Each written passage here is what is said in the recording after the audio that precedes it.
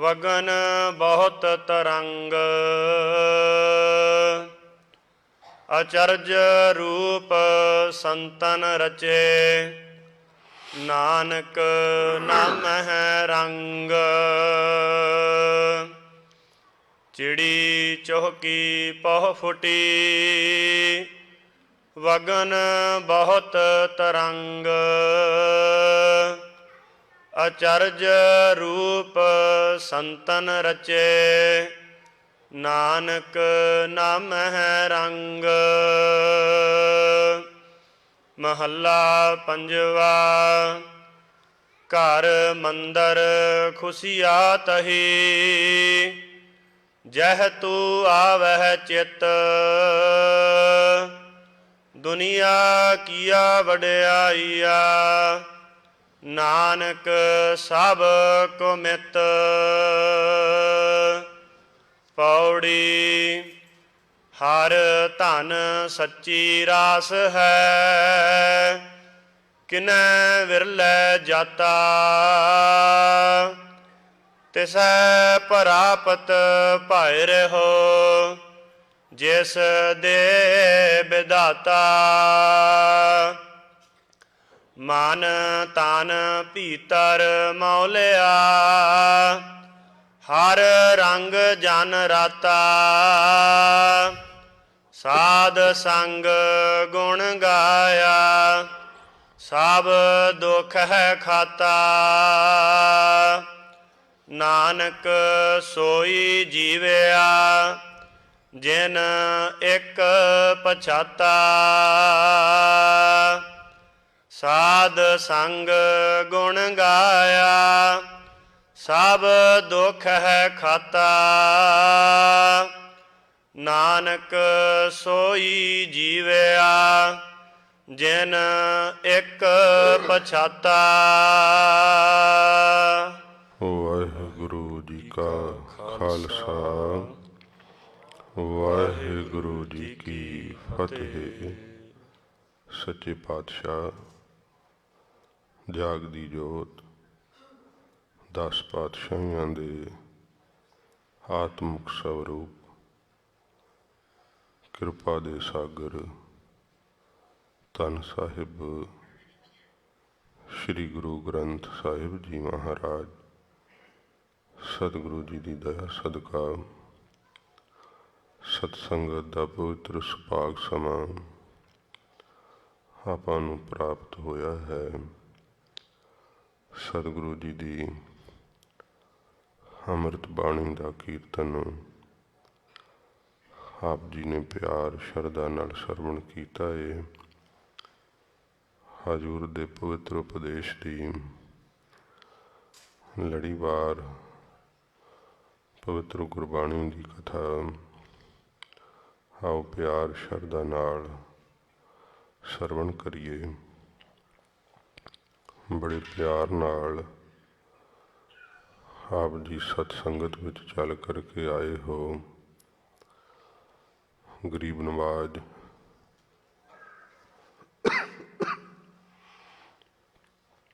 ਸੱਚੇ ਪਾਤਸ਼ਾਹ ਧੰਨ ਸਾਹਿਬ ਸ੍ਰੀ ਗੁਰੂ ਗ੍ਰੰਥ ਸਾਹਿਬ ਜੀ ਮਹਾਰਾਜ, ਉਹਨਾਂ ਜੀਆਂ ਤੇ ਬਖਸ਼ਿਸ਼ ਰਹਿਮਤ ਵਰਤਾਉਂਦੇ ਨੇ, ਜਿਹੜੇ ਸਤਿਗੁਰਾਂ ਦੀ ਚਰਨ ਸ਼ਰਨ ਵਿੱਚ ਚੱਲ ਕਰਕੇ ਆਉਂਦੇ ਹਨ। ਮਨ ਦੇ ਅੰਦਰ ਨਿਸ਼ਚਾ ਆ ਜਾਵੇ ਕਿ ਸਤਿਗੁਰਾਂ ਦੀ ਸ਼ਰਨ ਦਾ ਕੀ ਸੁੱਖ ਹੈ। ਉਹ ਪ੍ਰਾਣੀ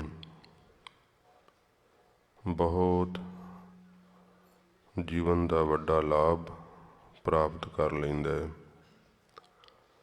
ਜੰਗਲ ਵਿੱਚ ਜਿਵੇਂ ਅੱਗ ਲੱਗ ਜਾਂਦੀ ਹੈ ਤੇ ਅੱਗ ਤੋਂ ਬਚਣ ਵਾਸਤੇ ਜੰਗਲੀ ਜਾਨਵਰ ਝੀਲਾਂ ਵੱਲ ਨੂੰ, ਪਾਣੀ ਦੇ ਤਲਾਬਾਂ ਵੱਲ ਨੂੰ ਭੱਜਦੇ ਹੈ ਤੇ ਉਸ ਅੱਗ ਦੇ ਸੇਕ ਤੋਂ ਉਹ ਪਾਣੀ ਵਿੱਚ ਪ੍ਰਵੇਸ਼ ਕਰਕੇ ਬਚ ਜਾਂਦੇ ਹੈ। ਗੁਰੂ ਨਾਨਕ ਸਾਹਿਬ ਜੀ ਮਹਾਰਾਜ ਦੀ ਸ਼ਰਨ ਇਸ ਕਲਯੁਗ ਦੀ ਅੱਗ ਵਿੱਚ ਸਾਧ ਸੰਗਤ ਜੀ ਤਲਾਬ ਦੀ ਨਿਆਈ ਹੈ, ਕਿਉਂਕਿ ਕਲਯੁਗ ਦੇ ਵਿੱਚ ਬਹੁਤ ਭਾਰੀ ਅੱਗ ਲੱਗੀ ਹੋਈ ਹੈ ਸੰਸਾਰ ਨੂੰ। ਕੋਈ ਵਿਸ਼ਿਆਂ ਨਾਲ ਜਲਦਾ ਹੈ, ਕੋਈ ਕ੍ਰੋਧ ਨਾਲ ਜਲਦਾ ਹੈ। ਬਾਬਾ ਫਰੀਦ ਸਾਹਿਬ ਜੀ ਨੇ ਵੀ ਕਿਹਾ ਕਿ ਜਦੋਂ ਮੈਂ ਉੱਚੇ ਚੜ੍ਹ ਕੇ ਵੇਖਿਆ, ਉਹ ਉੱਚਾ ਚੜ੍ਹਨਾ ਕੀ ਹੁੰਦਾ ਹੈ, ਵੈਰਾਗ ਦੇ ਟਿੱਬੇ ਤੇ ਜਦੋਂ ਮੈਂ ਚੜ੍ਹ ਕੇ ਵੇਖਿਆ ਤਾਂ ਘਰ ਘਰ ਇਹ ਅੱਗ ਕਿ ਇਹ ਤਾਂ ਵਕਾਰਾਂ ਦੀ ਅੱਗ, ਔਗਣਾਂ ਦੀ ਅੱਗ ਹਰੇਕ ਸਰੀਰ ਰੂਪੀ ਘਰ ਦੇ ਅੰਦਰ ਹੀ ਬਲ ਰਹੀ ਹੈ।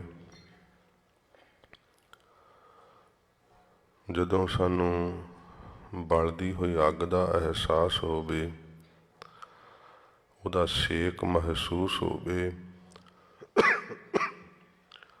ਫਿਰ ਹੀ ਜੀਵ ਪਾਣੀ ਦੀ ਚੇਸ਼ਟਾ ਕਰਦਾ ਹੈ।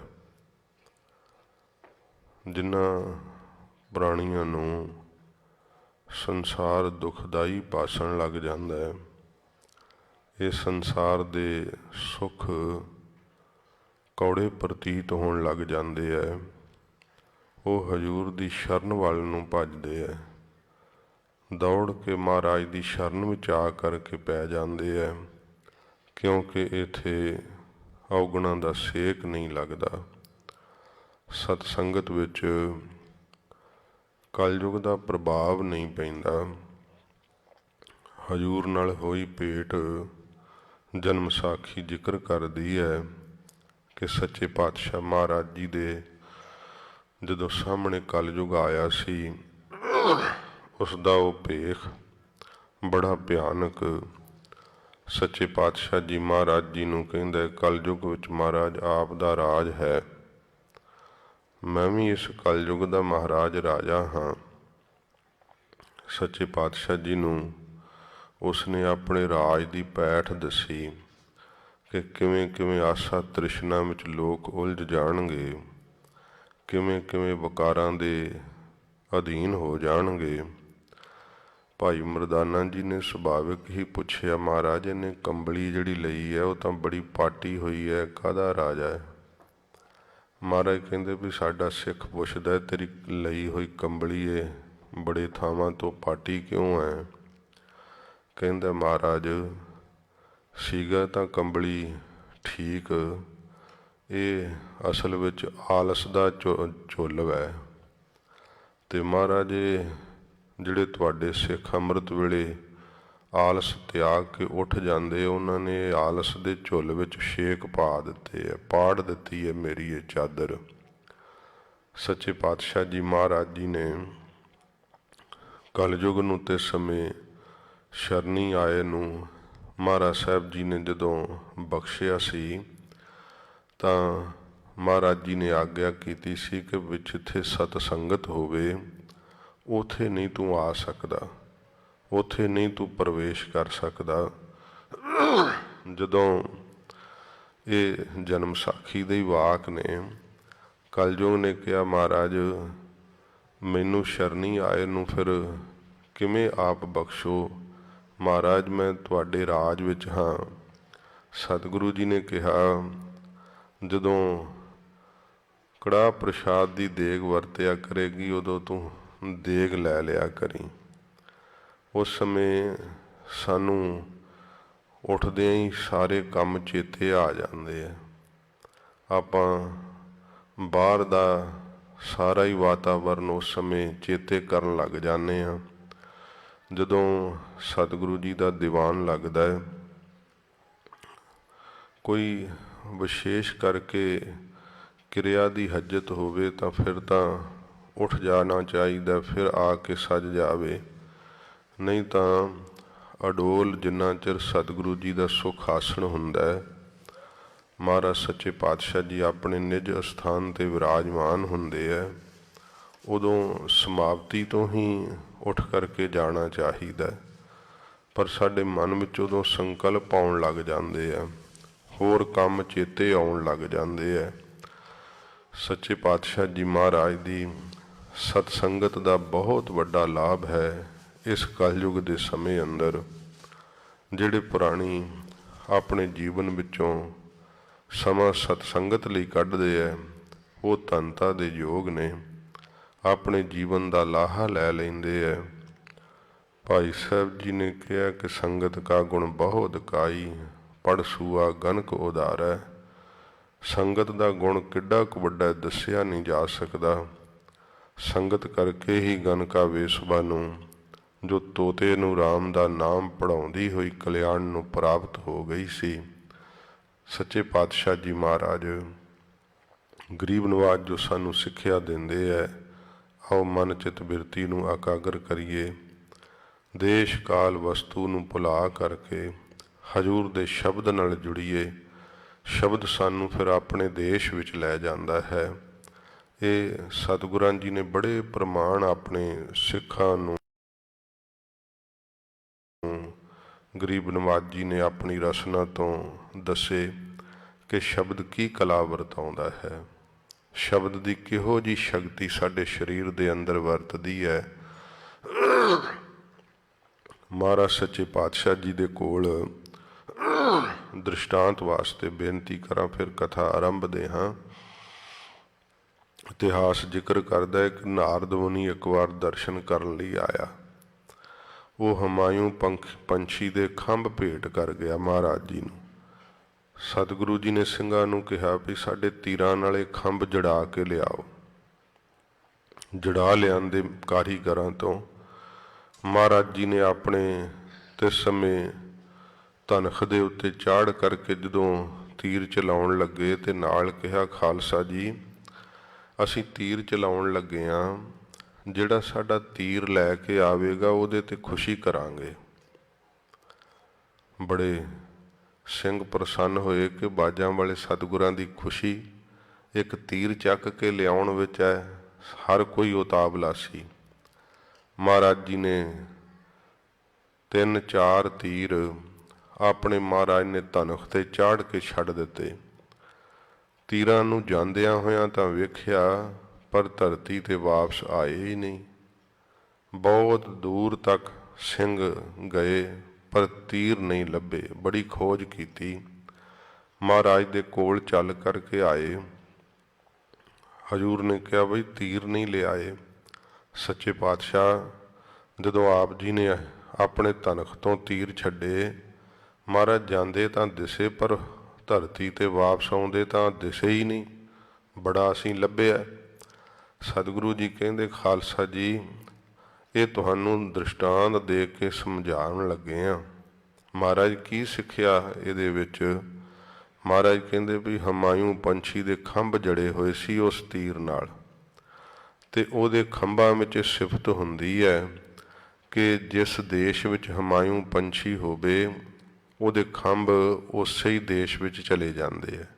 ਜਿਹੜੀ ਚੀਜ਼ ਉਹਦੇ ਨਾਲ ਜੜਦੇ ਹੋ ਉਹਨੂੰ ਵੀ ਨਾਲ ਹੀ ਲੈ ਜਾਂਦੇ। ਮਹਾਰਾਜ ਕਹਿੰਦੇ ਅਸਲ ਵਿੱਚ ਇਹ ਜਿਹੜਾ ਗੁਰਬਾਣੀ ਦਾ ਖਜ਼ਾਨਾ ਗੁਰੂ ਨਾਨਕ ਸਾਹਿਬ ਨੇ ਬਖਸ਼ਿਆ ਗੁਰਸਿੱਖੋ, ਇਹ ਸੱਚਖੰਡ ਤੋਂ ਆਈ ਹੋਈ ਬਾਣੀ ਹੈ। ਇਹ ਬਾਣੀ ਰੂਪੀ ਖੰਭ ਜਿਹੜਾ ਆਪਣੇ ਸਰੀਰ ਰੂਪੀ ਤੀਰ ਨਾਲ ਜੜ ਲੈਂਦਾ ਨਾ, ਭਾਵ ਮੈਂ ਗੁਰਬਾਣੀ ਆਧਾਰ ਹੈ, ਗੁਰਬਾਣੀ ਲਾਗ ਰਹਾਉ। ਜਿਹੜੇ ਬਾਣੀ ਨਾਲ ਪ੍ਰੀਤ ਕਰਦੇ ਹੈ, ਉੱਠਦਿਆਂ ਬਹਿੰਦਿਆਂ ਸੌਂਦਿਆਂ ਜਾਗਦਿਆਂ ਵਾਹਿਗੁਰੂ ਵਾਹਿਗੁਰੂ ਜਪਦੇ ਹੈ, ਜਪਜੀ ਸਾਹਿਬ ਦੀ ਬਾਣੀ ਪੜ੍ਹਦੇ ਹੈ, ਸੁਖਮਨੀ ਸਾਹਿਬ ਦੀ ਬਾਣੀ ਪੜ੍ਹਦੇ ਹੈ, ਉਹਨਾਂ ਦੇ ਹਿਰਦੇ ਦੇ ਅੰਦਰ ਬਾਣੀ ਦੀ ਪ੍ਰੀਤ ਵਸ ਜਾਂਦੀ ਹੈ। ਜਦੋਂ ਫਿਰ ਸਰੀਰ ਉਹਨਾਂ ਦਾ ਛੁੱਟਦਾ ਨਾ, ਸ਼ਬਦ ਉਹਨਾਂ ਨੂੰ ਫਿਰ ਆਪਣੇ ਦੇਸ਼ ਲੈ ਜਾਂਦਾ ਹੈ। ਇਹ ਸਾਧ ਸੰਗਤ ਜੀ, ਮਹਾਰਾਜ ਜੀ ਨੇ ਆਪਣੇ ਸ੍ਰੀ ਮੁਖ ਤੋਂ ਕਿਹਾ ਕਿ ਧੁਰ ਕੀ ਬਾਣੀ ਆਈ। ਇਹ ਧੁਰੋਂ ਅਕਾਲ ਪੁਰਖ ਦੇ ਘਰੋਂ ਆਈ ਹੈ ਬਾਣੀ। ਤੇ ਜਿਹੜਾ ਸ਼ਬਦ ਨਾਲ ਜੁੜਦਾ ਹੈ ਉਹ ਫਿਰ ਕਿਧਰੇ ਹੋਰ ਉਹਦੇ ਪ੍ਰਾਣ ਗਵਨ ਨਹੀਂ ਕਰਦੇ। ਅਕਾਲ ਪੁਰਖ ਵਾਹਿਗੁਰੂ ਦੇ ਦੇਸ਼ ਨੂੰ ਉਸ ਦੇ ਪ੍ਰਾਣ ਜਿਹੜੇ ਹੈ ਨਾ ਉਹ ਸ਼ਬਦ ਲੈ ਜਾਂਦਾ ਹੈ। ਉਹ ਪ੍ਰਾਣੀ ਕਲਿਆਣ ਨੂੰ ਪ੍ਰਾਪਤ ਹੁੰਦਾ ਹੈ।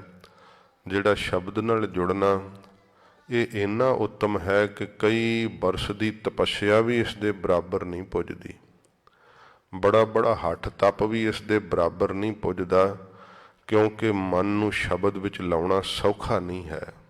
ਇਹ ਗੁਰੂ ਨਾਨਕ ਸਾਹਿਬ ਨੇ ਕਲਯੁਗ ਦੇ ਵਿੱਚ ਸਾਧਨ ਸਾਨੂੰ ਸਤਸੰਗਤ ਦਾ ਦਿੱਤਾ ਹੈ ਕਿ ਕਲਯੁਗ ਦੇ ਵਿੱਚ ਜੀਵ ਬਹੁਤ ਕਮਜ਼ੋਰ ਹੋਵੇਗਾ ਤੇ ਕਮਜ਼ੋਰ ਜੀਵ ਕੋਲੋਂ ਇੰਨਾ ਭਜਨ, ਇੰਨੀ ਤਪੱਸਿਆ, ਇੰਨੀ ਬੰਦਗੀ ਨਹੀਂ ਹੋ ਸਕਣੀ। ਇਸ ਕਰਕੇ ਮਹਾਰਾਜ ਜੀ ਨੇ ਸਤਸੰਗਤ ਬਣਾਈ ਕਿ ਥੋੜੀ ਸਤਸੰਗਤ ਦਾ ਬਹੁਤ ਵੱਡਾ ਫਲ ਪ੍ਰਾਪਤ ਹੁੰਦਾ ਹੈ। ਸਤਿਗੁਰੂ ਗਰੀਬ ਨਵਾਜ ਧੰਨ ਗੁਰੂ ਅਰਜਨ ਸਾਹਿਬ ਜੀ ਜੋ ਬਖਸ਼ਿਸ਼ ਕਰਦੇ ਨੇ, ਆਓ ਪਿਆਰ ਨਾਲ ਸਰਵਣ ਕਰੀਏ, ਮਨ ਜੋੜ ਲਈਏ ਮਹਾਰਾਜ ਦੇ ਸ਼ਬਦ ਨਾਲ। ਸਤਿਗੁਰਾਂ ਦਾ ਧਿਆਨ ਕਰਦੇ ਹੋਏ ਆਖੋ ਜੀ ਸਤਿਨਾਮ ਸ਼੍ਰੀ ਵਾਹਿਗੁਰੂ ਸਾਹਿਬ ਜੀ। ਸਤਨਾਮ ਸ੍ਰੀ ਵਾਹਿਗੁਰੂ ਸਾਹਿਬ ਜੀ। ਸ਼ਲੋਕ ਮਹੱਲਾ ਪੰਜਵਾ। ਸੱਚੇ ਪਾਤਸ਼ਾਹ ਸ਼ਹੀਦਾਂ ਦੇ ਸਰਤਾਜ, ਗੁਰਬਾਣੀ ਰਚਨਹਾਰ ਧੰਨ ਗੁਰੂ ਅਰਜਨ ਦੇਵ ਸੱਚੇ ਪਾਤਸ਼ਾਹ ਮਹਾਰਾਜ ਹਜੂਰ ਆਪਣੇ ਸ਼੍ਰੀ ਕੰਠ ਤੋਂ ਫਰਮਾਉਂਦੇ ਹਨ। ਚਿੜੀ ਚੋਹਕੀ ਪਹੁ ਫੁਟੀ। ਹਜੂਰ ਅੰਮ੍ਰਿਤ ਵੇਲਾ ਜਦੋਂ ਹੁੰਦਾ ਹੈ, ਸਤਿਗੁਰੂ ਗਰੀਬ ਨਿਵਾਜ ਸੱਚੇ ਪਾਤਸ਼ਾਹ ਜੀ ਅੰਮ੍ਰਿਤ ਵੇਲੇ ਦੀ ਮਹਿਮਾ ਮਹਾਂਪੁਰਖਾਂ ਦੇ ਹਿਰਦੇ ਵਿੱਚ ਜੋ ਪ੍ਰੀਤ ਹੁੰਦੀ ਹੈ ਅੰਮ੍ਰਿਤ ਵੇਲੇ ਉੱਠ ਕੇ ਭਜਨ ਕਰਨ ਦੀ, ਉਹ ਸਤਿਗੁਰੂ ਗਰੀਬ ਨਿਵਾਜ ਦਰਸਾਉਂਦੇ ਹੈ। ਮਹਾਰਾਜ ਕਹਿੰਦੇ ਜਦੋਂ ਚਿੜੀ ਚੋਕ ਪੈਂਦੀ ਹੈ ਤੇ ਫਿਰ ਹੁੰਦਾ ਕੀ ਹੈ, ਪੈਰ ਫੁੱਟਣ ਦਾ ਸਮਾਂ ਹੁੰਦਾ। ਉਸ ਸਮੇਂ ਸੂਰਜ ਦੇ ਚੜ੍ਹਨ ਦਾ ਸਮਾਂ ਹੋ ਜਾਂਦਾ ਹੈ। ਜਦੋਂ ਚਿੜੀ ਚੂਕਦੀ ਹੈ, ਮਹਾਰਾਜ ਸਾਹਿਬ ਜੀ ਕਹਿੰਦੇ ਪਹੁ ਫੁੱਟੇ ਦੇ ਸਮੇਂ ਨਾਲ ਚਿੜੀਆਂ ਜਿਹੜੀਆਂ ਹਨ ਉਹ ਚੂਕਣ ਲੱਗ ਪੈਂਦੀਆਂ ਹਨ। ਪੈ ਫਟ ਜਾਂਦੀ ਹੈ, ਭਾਵ ਹਨੇਰਾ ਹਟ ਜਾਂਦਾ ਹੈ ਤੇ ਸੂਰਜ ਚੜ੍ਹ ਜਾਂਦਾ ਹੈ। ਵਗਨ ਬਹੁਤ ਤਰੰਗ। ਜਿਹੜੇ ਫਿਰ ਚਿੜੀਆਂ ਦੇ ਚੂਕਣ ਨਾਲ ਉੱਠਦੇ ਆ ਨਾ, ਅੰਮ੍ਰਿਤ ਵੇਲੇ ਨਹੀਂ ਉੱਠਦੇ। ਪਹੁ ਫੁੱਟੇ ਦਾ ਸਮਾਂ ਜਦੋਂ ਅੰਮ੍ਰਿਤ ਵੇਲਾ ਖਤਮ ਹੋਣ ਲੱਗ ਜਾਂਦਾ ਹੈ, ਭਾਵ ਉਦੋਂ ਉਹਨੂੰ ਬ੍ਰਹਮ ਮੁਹੂਰਤ ਦਾ ਸਮਾਂ ਵੀ ਕਹਿੰਦੇ ਆ। ਜਦੋਂ ਚਿੜੀਆਂ ਚੂਕਦੀਆਂ ਨੇ, ਭਾਵ ਪਹੁ ਫੁੱਟਦੀ ਹੈ, ਹਨੇਰਾ ਖਤਮ ਹੁੰਦਾ ਹੈ ਤੇ ਸੂਰਜ ਚੜ੍ਹਦਾ ਹੈ, ਉਸ ਸਮੇਂ ਮਹਾਰਾਜ ਕਹਿੰਦੇ ਭਾਈ ਜਿਹੜਾ ਚਿੜੀਆਂ ਦੇ ਚੂਕਣ ਨਾਲ ਉੱਠਦਾ ਹੈ ਤੇ ਵਗਨ ਬਹੁਤ ਤਰੰਗ, ਉਹਦੇ ਅੰਦਰ ਬਹੁਤ ਸਾਰੀਆਂ ਤਰੰਗ ਲਹਿਰਾਂ ਜਿਹੜੀਆਂ ਨਾ ਕਿਹੜੀਆਂ ਫੁਰਨਿਆਂ ਦੀਆਂ, ਉਹ ਵਗਣ ਲੱਗ ਪੈਂਦੀਆਂ ਹਨ। ਮਹਾਰਾਜ ਜੀ ਨੇ ਕਿਹਾ ਕਿ ਜਿਹੜੇ ਗੁਰਸਿੱਖ ਅੰਮ੍ਰਿਤ ਵੇਲੇ ਜਾਗਦੇ ਆ, ਉਸ ਸਮੇਂ ਸਾਧ ਸੰਗਤ ਜੀ ਫੁਰਨਿਆਂ ਦੀਆਂ ਤਰੰਗਾਂ ਨਹੀਂ ਹੁੰਦੀਆਂ। ਮਹਾਰਾਜ ਸਾਹਿਬ ਜੀ ਨੇ ਕਿਹਾ ਕਿ ਤਿੰਨਾਂ ਦਰਿਆਵਾਂ ਸਿਓ ਦੋਸਤੀ, ਉਹਨਾਂ ਦੀ ਦਰਿਆ ਦੀ ਨਿਆਈ ਗੁਰੂ ਸਾਹਿਬ ਨਾਲ ਦੋਸਤੀ ਹੁੰਦੀ ਹੈ। ਉਹ ਪਹਿਲੇ ਪਹਿਰ, ਭਾਵ ਰਾਤ ਦਾ ਉਹ ਪਿਛਲਾ ਪਹਿਰ ਹੁੰਦਾ ਹੈ ਤੇ ਪਹਿਲੇ ਪਹਿਰ ਸੁਰਤਿਆਂ ਉਪਜਾ ਚਾਓ ਵੀ ਮਹਾਰਾਜ ਜੀ ਨੇ ਵਾਕ ਕਹੇ ਹੈ ਵੀ ਜਿਹੜੇ ਸੁਰਤ ਵਾਲੇ ਗੁਰਸਿੱਖ ਆ ਉਹਨਾਂ ਨੂੰ ਚਾਅ ਉਪਜਦਾ ਹੈ। ਅੰਮ੍ਰਿਤ ਵੇਲੇ ਉੱਠ ਕੇ ਫਿਰ ਉਹਨਾਂ ਦੇ ਚਿਹਰੇ ਤੇ ਉਤਸ਼ਾਹ ਆਉਂਦਾ ਹੈ, ਮਨ ਵਿੱਚ ਚਾਅ ਆਉਂਦਾ ਹੈ ਭਜਨ ਦੇ ਕਰਨ ਦਾ। ਤੇ ਜੇ ਪਹੁ ਫੁੱਟੀ ਤੋਂ ਉੱਠਿਆ ਹੈ, ਚਿੜੀਆਂ ਨੇ ਚੂਕ ਕਈ ਜਗਾਇਆ ਹੈ, ਤਾਂ ਮਹਾਰਾਜ ਕਹਿੰਦੇ ਫਿਰ ਵਗਨ ਬਹੁਤ ਤਰੰਗ, ਬਹੁਤ ਸਾਰੀਆਂ ਤਰੰਗ ਲਹਿਰਾਂ ਜਿਹੜੀਆਂ ਨਾ ਫੁਰਨਿਆਂ ਦੀਆਂ, ਉਹ ਉਸ ਸਮੇਂ ਮਨ ਦੇ ਅੰਦਰ ਵਗਣ ਲੱਗ ਪੈਂਦੀਆਂ, ਚੱਲਣ ਲੱਗ ਪੈਂਦੀਆਂ। ਆਪਾਂ ਜਦੋਂ ਇਹ ਪੈ ਫੁੱਟੀ ਨਾਲ ਉੱਠ ਕੇ ਇਸ਼ਨਾਨ ਕੀਤਾ ਤੇ ਫਿਰ ਕੰਮਕਾਰ ਦੀਆਂ ਤਰੰਗਾਂ ਫੁਰਨੇ ਤੇ ਗੱਡੀ 'ਚ ਜਾਂਦਿਆਂ ਹੀ ਜਪਜੀ ਸਾਹਿਬ ਪੜ੍ਹਿਆ ਤੇ ਕੰਮਕਾਰ ਕਰਦਿਆਂ ਜਾਪ ਸਾਹਿਬ ਪੜ੍ਹਿਆ। ਇਉਂ ਮਸਾਂ ਮਸਾਂ 5 ਬਾਣੀਆਂ ਦਾ ਨਿਤਨੇਮ ਪੂਰਾ ਕੀਤਾ। ਉਦੋਂ ਤਾਂ ਫਿਰ ਨਿਤਨੇਮ ਪੂਰਾ ਕਰਨ ਵਾਲੀ ਗੱਲ ਹੈ, ਅੰਦਰ ਫੁਰਨੇ ਬਹੁਤ ਸਾਰੇ ਚੱਲਣ ਲੱਗ ਪੈਂਦੇ ਆ। ਉਦੋਂ ਧਿਆਨ ਨਹੀਂ ਜੁੜਦਾ ਹੈ, ਉਦੋਂ ਇਕਾਗਰਤਾ ਨਹੀਂ ਬਣਦੀ ਹੈ। ਇਸ ਕਰਕੇ ਮਹਾਰਾਜ ਜੀ ਨੇ ਕਿਹਾ ਕਿ ਅੰਮ੍ਰਿਤ ਵੇਲੇ ਉੱਠ ਕਰਕੇ ਜਦੋਂ ਭਜਨ ਕਰੀਏ ਉਦੋਂ ਫੁਰਨੇ ਨਹੀਂ ਹੁੰਦੇ, ਹੋਰ ਖਿਆਲ ਨਹੀਂ ਉਸ ਸਮੇਂ ਬਹੁਤੇ ਉਪਜਦੇ, ਭਜਨ ਵਿੱਚ ਹੀ ਚਿੱਤ ਜੁੜ ਜਾਂਦਾ ਹੈ, ਇਕਾਗਰ ਹੋ ਜਾਂਦਾ ਹੈ। ਸੱਚੇ ਪਾਤਸ਼ਾਹ ਜੀ ਕਹਿੰਦੇ ਫਿਰ ਤਾਂ ਬਹੁਤ ਤਰੰਗ ਲਹਿਰਾਂ ਜਿਹੜੀਆਂ ਫੁਰਨਿਆਂ ਦੀਆਂ ਗੁਰਸਿੱਖੋ ਇਹ ਵਗਣ ਲੱਗ ਪੈਂਦੀਆਂ, ਚੱਲਣ ਲੱਗ ਪੈਂਦੀਆਂ ਹਨ। ਅਚਰਜ ਰੂਪ ਸੰਤਨ ਰਚੇ। ਜਿਹੜਾ ਅਚਰਜ ਰੂਪ ਹੈ ਨਾ, ਅਚਰਜ ਰੂਪ ਸੰਤਨ ਰਚੇ, ਅਚਰਜ ਸੰਪਰਦਾਈ ਪਾਠ ਹੈ, ਉਵੇਂ ਅਚਰਜ ਵੀ ਪਾਠ ਕਰ ਦਿੰਦੇ ਹੈ, ਪਰ ਅਚਰਜ ਸੰਪਰਦਾਈ ਪਾਠ ਹੈ। ਜਿਹੜਾ ਉਹ ਅਸਚਰਜ ਸਰੂਪ ਹੈ ਨਾ ਵਾਹਿਗੁਰੂ ਜੀ ਦਾ, ਸੰਤ ਮਹਾਤਮਾ ਅੰਮ੍ਰਿਤ ਵੇਲੇ ਤੋਂ ਉਸ ਸਰੂਪ ਵਿੱਚ ਰਚੇ ਕੀ ਮਿਲੇ ਰਹਿੰਦੇ ਹੈ। ਜਦੋਂ ਪੈ ਫੁੱਟਦੀ ਹੈ ਨਾ ਉਦੋਂ ਤੱਕ ਵੀ ਉਹਨਾਂ ਦੀ ਸੁਰਤ ਜਿਹੜੀ ਉਹ ਭਜਨ ਵਿੱਚ ਲੱਗੀ ਹੁੰਦੀ ਹੈ। ਇਹ ਸਾਧ ਸੰਗਤ ਜੀ, ਜੇ ਆਪਾਂ ਗੁਰੂ ਇਤਿਹਾਸ ਵੀ ਪੜ੍ਹੀਏ ਨਾ ਤੇ ਸਤਿਗੁਰੂ ਜੀ ਆਪ ਅੰਮ੍ਰਿਤ ਵੇਲੇ ਜਾਗਣ ਦਾ ਨਿਯਮ ਮਹਾਰਾਜ ਜੀ ਦਾ।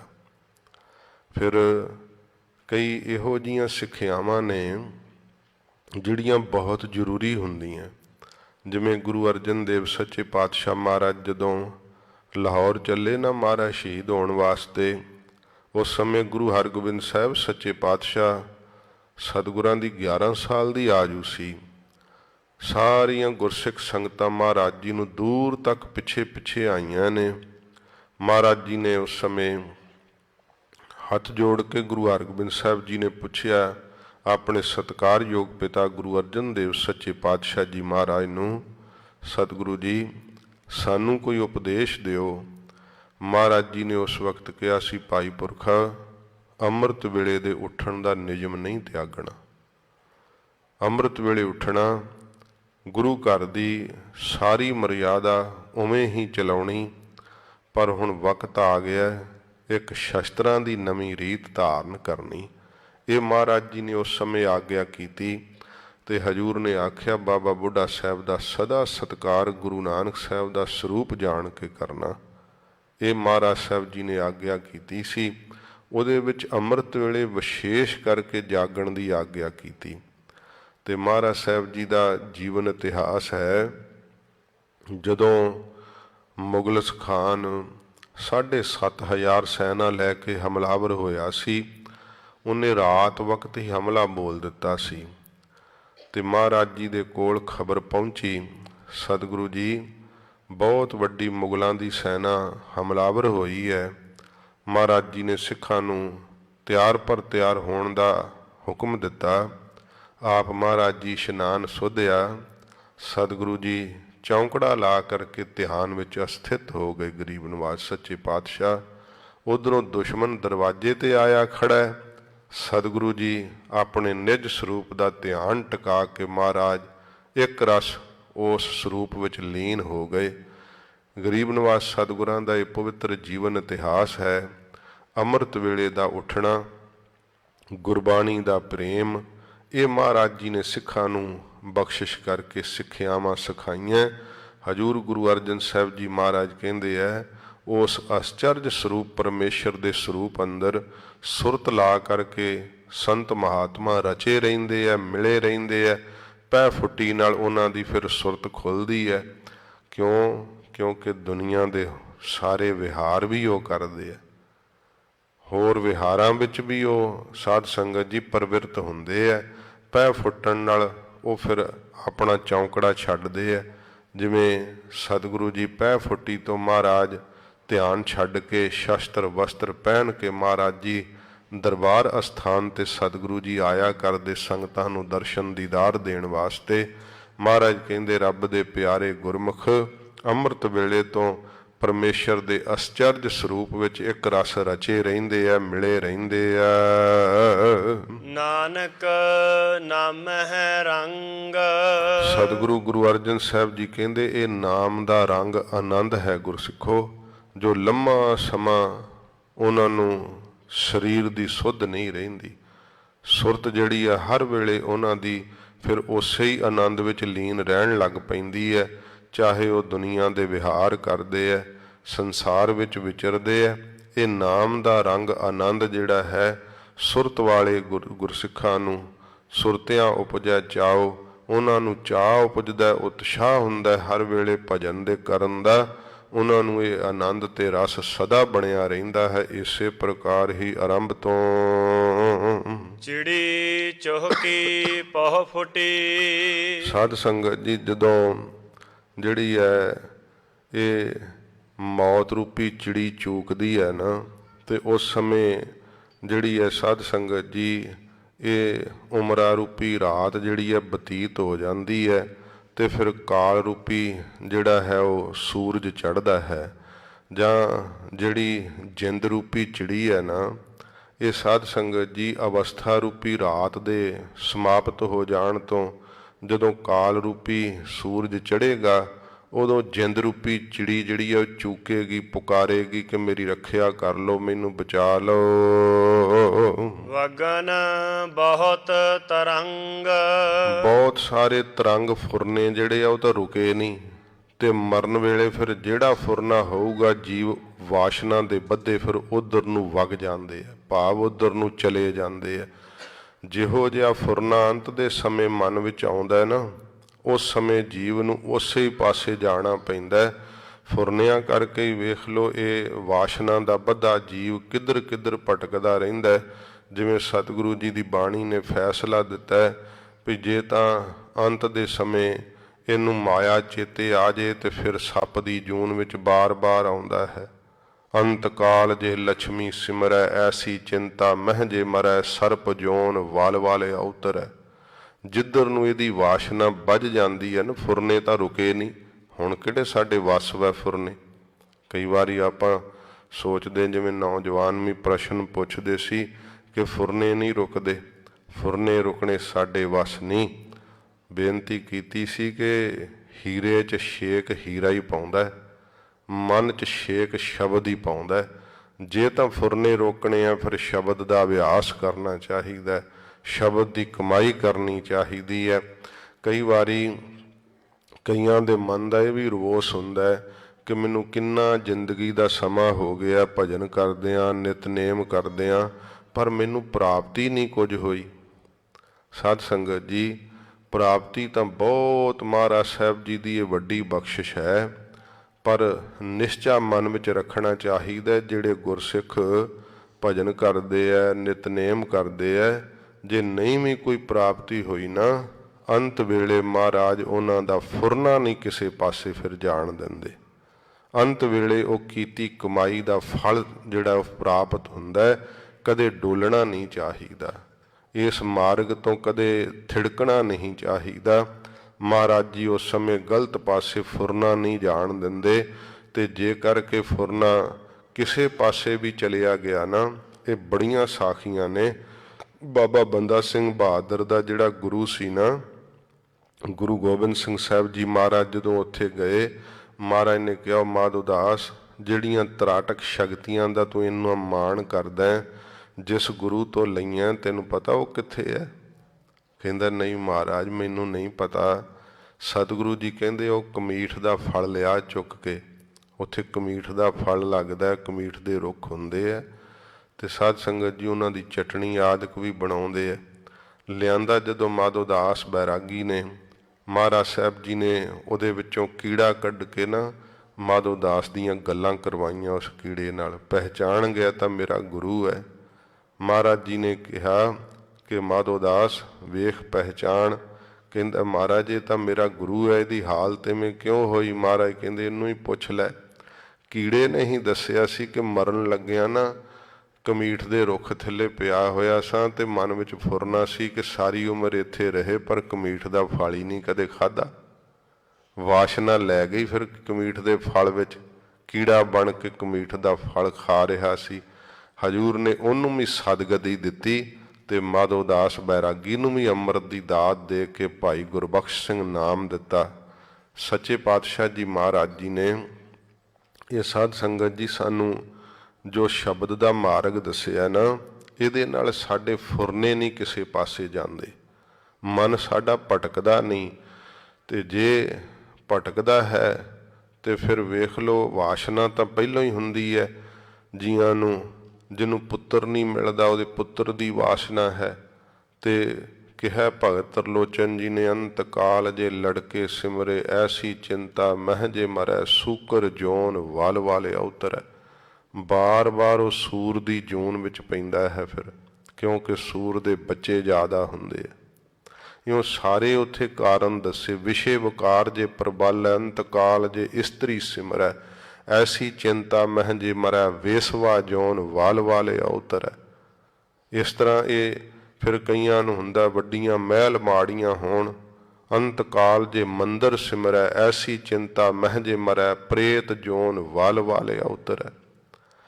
ਤੇ ਜਿਨ੍ਹਾਂ ਨੂੰ ਇਹ ਚਿੰਤਾ ਰਹਿੰਦੀ ਹੈ ਮਨਾ ਭਜਨ ਜਿੰਨਾ ਕਰਨਾ ਚਾਹੀਦਾ ਸੀ ਉਹਨਾਂ ਕੀਤਾ ਨਹੀਂ, ਵਾਹਿਗੁਰੂ ਵਾਹਿਗੁਰੂ ਜਿੰਨਾ ਜਪਣਾ ਚਾਹੀਦਾ ਸੀ ਉਹਨਾਂ ਜਪਿਆ ਨਹੀਂ।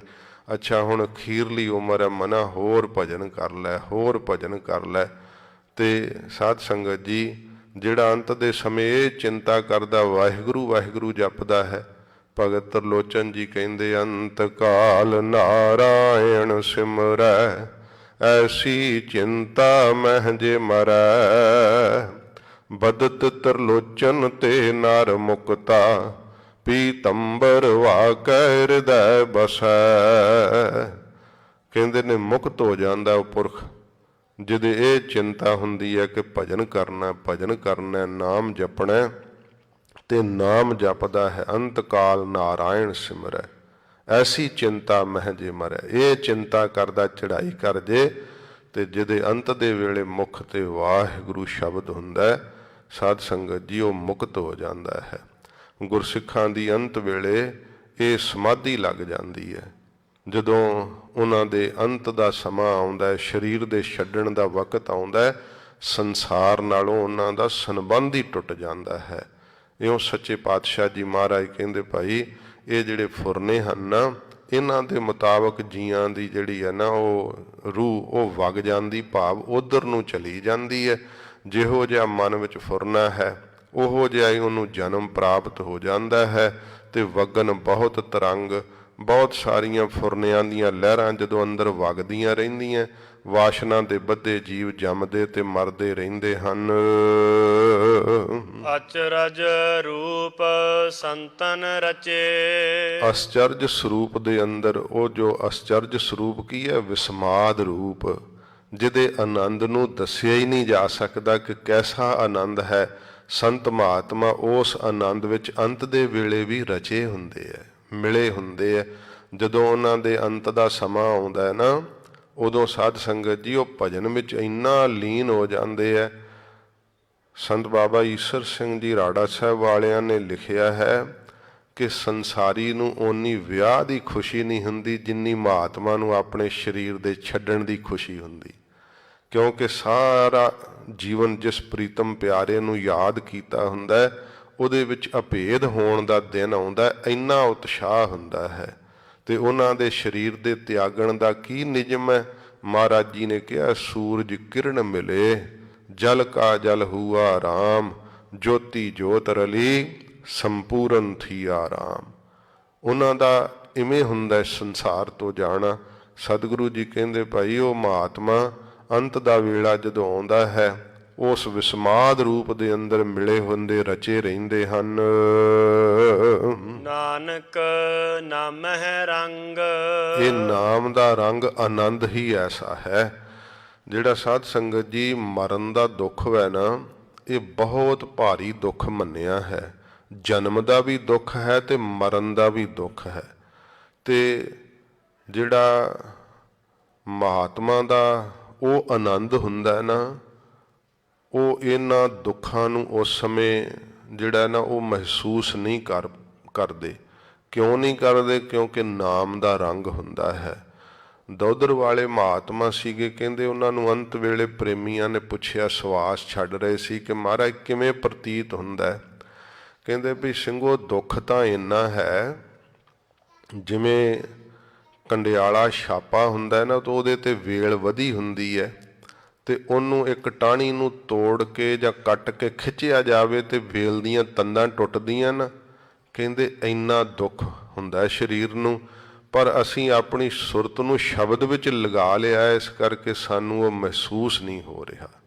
ਉਹ ਸੁੱਖ ਇੰਨਾ ਜ਼ਿਆਦਾ ਸਾਨੂੰ ਨਾਮ ਦਾ, ਸ਼ਬਦ ਦਾ, ਕਿ ਇਹ ਦੁੱਖ ਸਾਨੂੰ ਮਹਿਸੂਸ ਹੀ ਨਹੀਂ ਹੁੰਦਾ। ਮਹਾਤਮਾ ਨੂੰ ਇਹ ਆਨੰਦ ਸਦਾ ਰਹਿੰਦਾ ਹੈ। ਇਸੇ ਕਰਕੇ ਸ਼ਬਦ ਦਾ ਅਭਿਆਸ ਗੁਰਸਿੱਖ ਕਰਦੇ ਆ ਕਿ ਅੰਤ ਵੇਲੇ ਸੌਖਾ ਸਰੀਰ ਛੁੱਟ ਜਾਵੇ। ਨਹੀਂ ਤਾਂ ਮਹਾਰਾਜ ਦੀ ਬਾਣੀ ਕਹਿੰਦੀ ਹੈ, ਫਰੀਦ ਸਾਹਿਬ ਦੀ ਰਸਨਾ ਤੋਂ ਹੈ, ਕਿ ਜਿੰਦ ਨਿਮਾਣੀ ਕੱਢੀਐ ਹੱਡਾਂ ਕੂਕੜਕਾਏ। ਕੜਕ ਕੜਕ ਕਰਕੇ ਹੱਡ ਛੁੱਟਦੇ ਐ, ਅੰਦਰੋਂ ਨਾੜਾਂ ਦੀਆਂ ਤੰਦਾਂ ਟੁੱਟਦੀਆਂ ਨੇ, ਜੀਵ ਬਹੁਤ ਦੁਖੀ ਹੁੰਦੇ ਆ। ਬੜੀ ਜ਼ਿਆਦੀ ਹੀ ਉਸ ਸਮੇਂ ਜੀਆਂ ਨੂੰ ਇਹ ਪੀੜਾ ਸਹਾਰਨੀ ਪੈਂਦੀ ਹੈ। ਸੱਚੇ ਪਾਤਸ਼ਾਹ ਕਹਿੰਦੇ ਨੇ, ਨਾਮ ਦੇ ਰੰਗ ਆਨੰਦ ਵਿੱਚ ਮਹਾਂਪੁਰਖ ਮਿਲੇ ਰਹਿੰਦੇ ਆ।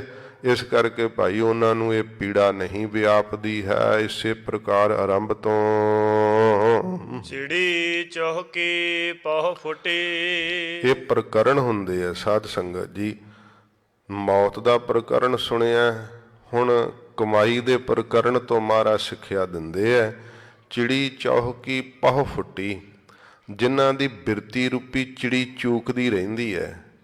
ਕੀ ਚੂਕਦੀ ਹੈ? ਵਾਹਿਗੁਰੂ ਵਾਹਿਗੁਰੂ ਵਾਹਿਗੁਰੂ ਵਾਹਿਗੁਰੂ। ਜਿਨ੍ਹਾਂ ਦੀ ਬਿਰਤੀ ਰੂਪੀ ਚਿੜੀ ਇਹ ਚੂਕਦੀ ਹੈ, ਨਾਮ ਜਪਦੀ ਹੈ, ਪਹਿ ਫੁੱਟੀ, ਉਹਨਾਂ ਦੀ ਅਵਿਦਿਆ ਰੂਪੀ ਪਹਿ ਜਿਹੜੀ ਹੈ ਨਾ, ਹਨੇਰਾ, ਉਹ ਫਟ ਜਾਂਦਾ ਹੈ ਤੇ ਫਿਰ ਬ੍ਰਹਮ ਗਿਆਨ ਦਾ ਸੂਰਜ ਚੜ੍ਹ ਜਾਂਦਾ ਹੈ, ਦਿਨ ਚੜ੍ਹ ਆਉਂਦਾ। ਫਿਰ ਇੱਥੇ ਜਦੋਂ ਰਾਤ ਪੈਂਦੀ ਹੈ, ਆਪਾਂ ਵੇਖਦੇ ਹਾਂ ਕਿ ਦਿਸਣੋਂ ਹਟ ਜਾਂਦਾ ਨਾ ਹਨੇਰੇ ਕਰਕੇ। ਜੀਆਂ ਨੇ ਇੱਥੇ ਨਾ ਅਗਿਆਨਤਾ ਦੀ ਰਾਤ ਕਰਕੇ, ਤੇ ਸਾਧ ਸੰਗਤ ਜੀ ਕੀ ਹੈ, ਪਾਪਾਂ ਵਿੱਚ ਮਨ ਪ੍ਰਵਿਰਤ ਹੋਣ ਵਾਸਤੇ ਬਹੁਤ ਜ਼ਿਆਦਾ ਤਤਪਰ ਰਹਿੰਦਾ ਮਨ। ਅਗਿਆਨਤਾ ਦਾ ਹਨੇਰਾ ਹੈ, ਅਵਿਦਿਆ ਦੀ ਰਾਤ ਹੈ। ਮਹਾਰਾਜ ਕਹਿੰਦੇ ਇੱਥੇ ਹੀ ਤੂੰ ਪਾਪਾਂ ਦੀ ਰਾਤ ਪਾ ਛੱਡੀ ਹੈ। ਅੱਗੇ ਤਾਂ ਰਾਤ ਨਹੀਂ, ਅੱਗੇ ਤਾਂ ਦਿਨ ਚੜ੍ਹਿਆ ਹੋਇਆ। ਸਾਰਾ ਕੁਝ ਕੱਢ ਕੇ ਵਿਖਾਲ ਦੇਣਾ ਹੈ। ਇਸ ਕਰਕੇ ਜਦੋਂ ਸਾਡੀ ਬਿਰਤੀ ਰੂਪੀ ਚਿੜੀ ਚੂਕਦੀ ਹੈ ਨਾ, ਨਾਮ ਨੂੰ, ਸ਼ਬਦ ਨੂੰ ਬੋਲਦੀ ਹੈ, ਤਾਂ ਉਸ ਸਮੇਂ ਅਵਿਦਿਆ ਰੂਪੀ ਪਹਿ ਫਟ ਜਾਂਦੀ ਹੈ, ਬ੍ਰਹਮ ਗਿਆਨ ਰੂਪੀ ਸੂਰਜ ਚੜ੍ਹ ਜਾਂਦਾ ਏ। ਵਗਨ ਬਹੁਤ ਤਰੰਗ। ਜਿੰਨੇ ਵੀ ਤਰੰਗ ਫੁਰਨੇ ਆ ਨਾ, ਫਿਰ ਸਾਧ ਸੰਗਤ ਜੀ ਉਸ ਅਵਸਥਾ ਵਿੱਚ ਵਗ ਜਾਂਦੇ ਆ, ਭਾਵ ਚਲੇ ਜਾਂਦੇ। ਫੁਰਨੇ ਨਹੀਂ ਫਿਰ ਉੱਥੇ ਰਹਿੰਦੇ, ਫੁਰਨੇ ਨਾਸ਼ ਹੋ ਜਾਂਦੇ ਆ। ਸ਼ਬਦ ਫੁਰਨਿਆਂ ਨੂੰ ਪਕੜ ਲੈਂਦਾ ਹੈ। ਇਹ ਸਾਡੇ ਮਨ ਦੇ ਅੰਦਰ ਫੁਰਨਿਆਂ ਦਾ ਚੱਕਰ ਚੱਲ ਰਿਹਾ ਹੈ। ਐਸਾ ਚੱਕਰ ਚੱਲ ਰਿਹਾ ਹੈ ਕਿ ਜਿਹੜਾ ਅਮੋੜ ਹੈ, ਕਦੇ ਰੁਕਦਾ ਹੀ ਨਹੀਂ।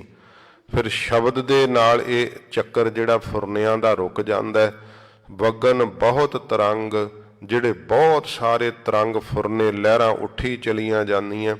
ਆਪਣੇ ਮਨ ਦੇ ਅੰਦਰ ਹੀ ਬੁਣਤੀਆਂ ਬੁਣਦਾ ਰਹਿੰਦਾ ਕਿ ਆਹ ਕਰਾਂਗੇ, ਉਹ ਕਰਾਂਗੇ, ਐਵੇਂ ਕਰਾਂਗੇ। ਫਿਰ ਅਗਲੇ ਦਿਨ ਉਹਨਾਂ ਨੂੰ ਹੀ ਦੇੜਦਾ ਰਹਿੰਦਾ ਕਿ ਨਹੀਂ ਇਹ ਠੀਕ ਨਹੀਂ, ਆਹ ਨਹੀਂ ਠੀਕ, ਇਸ ਤਰ੍ਹਾਂ ਕਰਾਂਗੇ। ਐ ਫੁਰਨੇ ਇਕੱਠਾ ਹੀ ਬੈਠਾ ਫੁਰਨੇ ਕਰੀ ਜਾਂਦਾ ਕਰੀ ਜਾਂਦਾ। ਤੇ ਕਈ ਫੁਰਨਿਆਂ ਨਾਲ ਹੀ ਨਾ ਕਈ ਮਹਿਲ ਉਸਾਰ ਦਿੰਦੇ।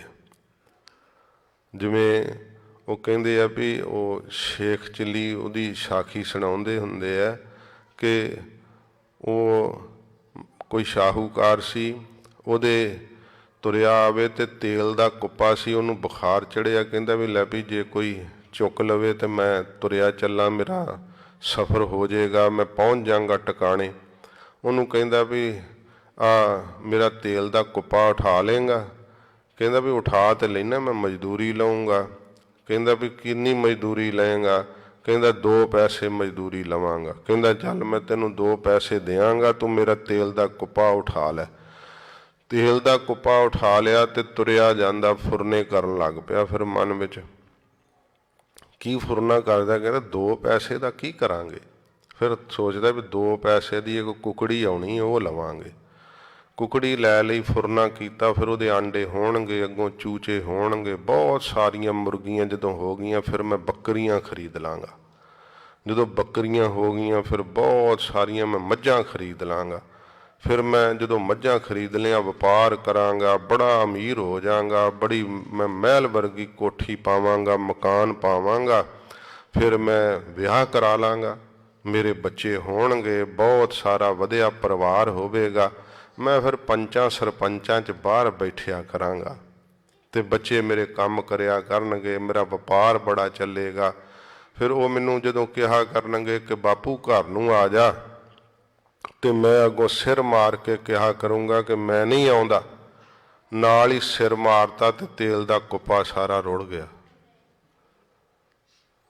ਉਹ ਜਦੋਂ ਤੇਲ ਦਾ ਕੁੱਪਾ ਰੋੜ ਦਿੱਤਾ ਤੇ ਸ਼ਾਹੂਕਾਰ ਕਹਿੰਦਾ ਵੀ ਓਏ ਤੂੰ ਮੇਰਾ ਤੇਲ ਰੋੜਤਾ ਸਾਰਾ।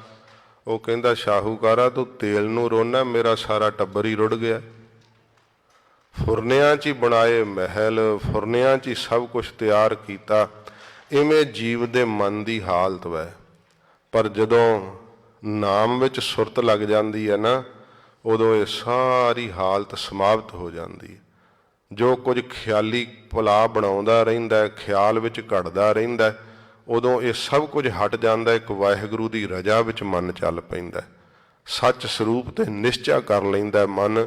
ਮਹਾਰਾਜ ਜੀ ਕਹਿੰਦੇ ਆ, ਵਗਨ ਬਹੁਤ ਤਰੰਗ, ਜਿੰਨੇ ਵੀ ਤਰੰਗ ਫੁਰਨੇ ਨੇ ਲਹਿਰਾਂ ਹਨ ਉਸ ਸਮੇਂ ਵਗ ਜਾਂਦੀਆਂ, ਭਾਵ ਚਲੀਆਂ ਜਾਂਦੀਆਂ, ਨਾਸ਼ ਹੋ ਜਾਂਦੇ ਸਾਰੇ ਹੀ ਫੁਰਨੇ ਜਦੋਂ ਬ੍ਰਹਮ ਗਿਆਨ ਰੂਪੀ ਸੂਰਜ ਚੜ ਜਾਂਦਾ ਹੈ। ਅਚਰਜ ਰੂਪ ਸੰਤਨ ਰਚੇ। ਸੰਤ ਮਹਾਤਮਾ ਉਸ ਅਸਚਰਜ ਸਰੂਪ ਦਾ ਆਨੰਦ ਲੈਂਦੇ ਐ। ਜੇ ਪੁੱਛੀਏ ਕਿ ਮਹਾਰਾਜ ਨਾਮ ਦਾ ਸਵਾਦ ਕੀ ਹੈ, ਕਹਿੰਦੇ ਕੀ ਦਸੀਏ, ਨਾਮ ਦਾ ਸਵਾਦ ਦੱਸਿਆ ਨਹੀਂ ਜਾ ਸਕਦਾ। ਮਹਾਤਮਾ ਦੇ ਨੇਤਰ ਸੱਜਲ ਹੋਏ ਦੱਸਦੇ ਆ, ਉਹਨਾਂ ਦੇ ਦਗਦਾ ਹੋਇਆ ਮਸਤਕ ਤੇ ਨੂਰ ਦੱਸਦਾ ਕਿ ਇਹਨਾਂ ਨੂੰ ਕੁਝ ਪ੍ਰਾਪਤ ਹੈ। ਇਹਨਾਂ ਦੀ ਜ਼ਿੰਦਗੀ ਬਾਕੀਆਂ ਨਾਲੋਂ ਵੱਖਰੀ ਹੈ, ਕਿਉਂਕਿ ਨਾਮ ਦੇ ਪ੍ਰਤਾਪ ਕਰਕੇ ਸਾਧ ਸੰਗਤ ਜੀ ਨੇਤਰਾਂ ਵਿੱਚ ਵੀ ਖੁਮਾਰੀ ਆ ਜਾਂਦੀ ਹੈ, ਮਸਤਕ ਦੇ ਉੱਤੇ ਪ੍ਰਤਾਪ ਆ ਜਾਂਦਾ ਹੈ, ਰਸਨਾ ਤੇ ਵੀ ਇਹੋ ਜਿਹੀ ਮਿਠਾਸ ਆ ਜਾਂਦੀ ਹੈ ਕਿ ਦੱਸਿਆ ਨਹੀਂ ਜਾ ਸਕਦਾ ਉਸ ਦਾ ਸਵਾਦ ਕੈਸਾ ਹੈ। 36 ਰਸ ਵੀ ਉਹੋ ਜਿਹੇ ਮਿੱਠੇ ਨਹੀਂ ਜਿਹੋ ਜਿਹਾ ਨਾਮ ਦਾ ਮਿੱਠਾ ਰਸ ਹੈ। ਮਹਾਰਾਜ ਕਹਿੰਦੇ ਮਹਾਤਮਾ ਜਿਹੜੇ ਉਸ ਅਸਚਰਜ ਵਿਸਮਾਦ ਸਰੂਪ ਦੇ ਅੰਦਰ ਇੱਕ ਰਸ ਮਿਲੇ ਰਹਿੰਦੇ ਹਨ। ਨਾਨਕ ਨਾਮ ਹੈ ਰੰਗ। ਇਹ ਨਾਮ ਦਾ ਰੰਗ ਆਨੰਦ ਹੈ। ਸਤਿਗੁਰੂ ਜੀ ਕਹਿੰਦੇ ਜਿਹੜਾ ਭਾਈ ਮਹਾਂਪੁਰਖਾਂ ਨੂੰ ਪ੍ਰਾਪਤ ਹੁੰਦਾ ਏ। ਮਹੱਲਾ ਪੰਜਵਾ।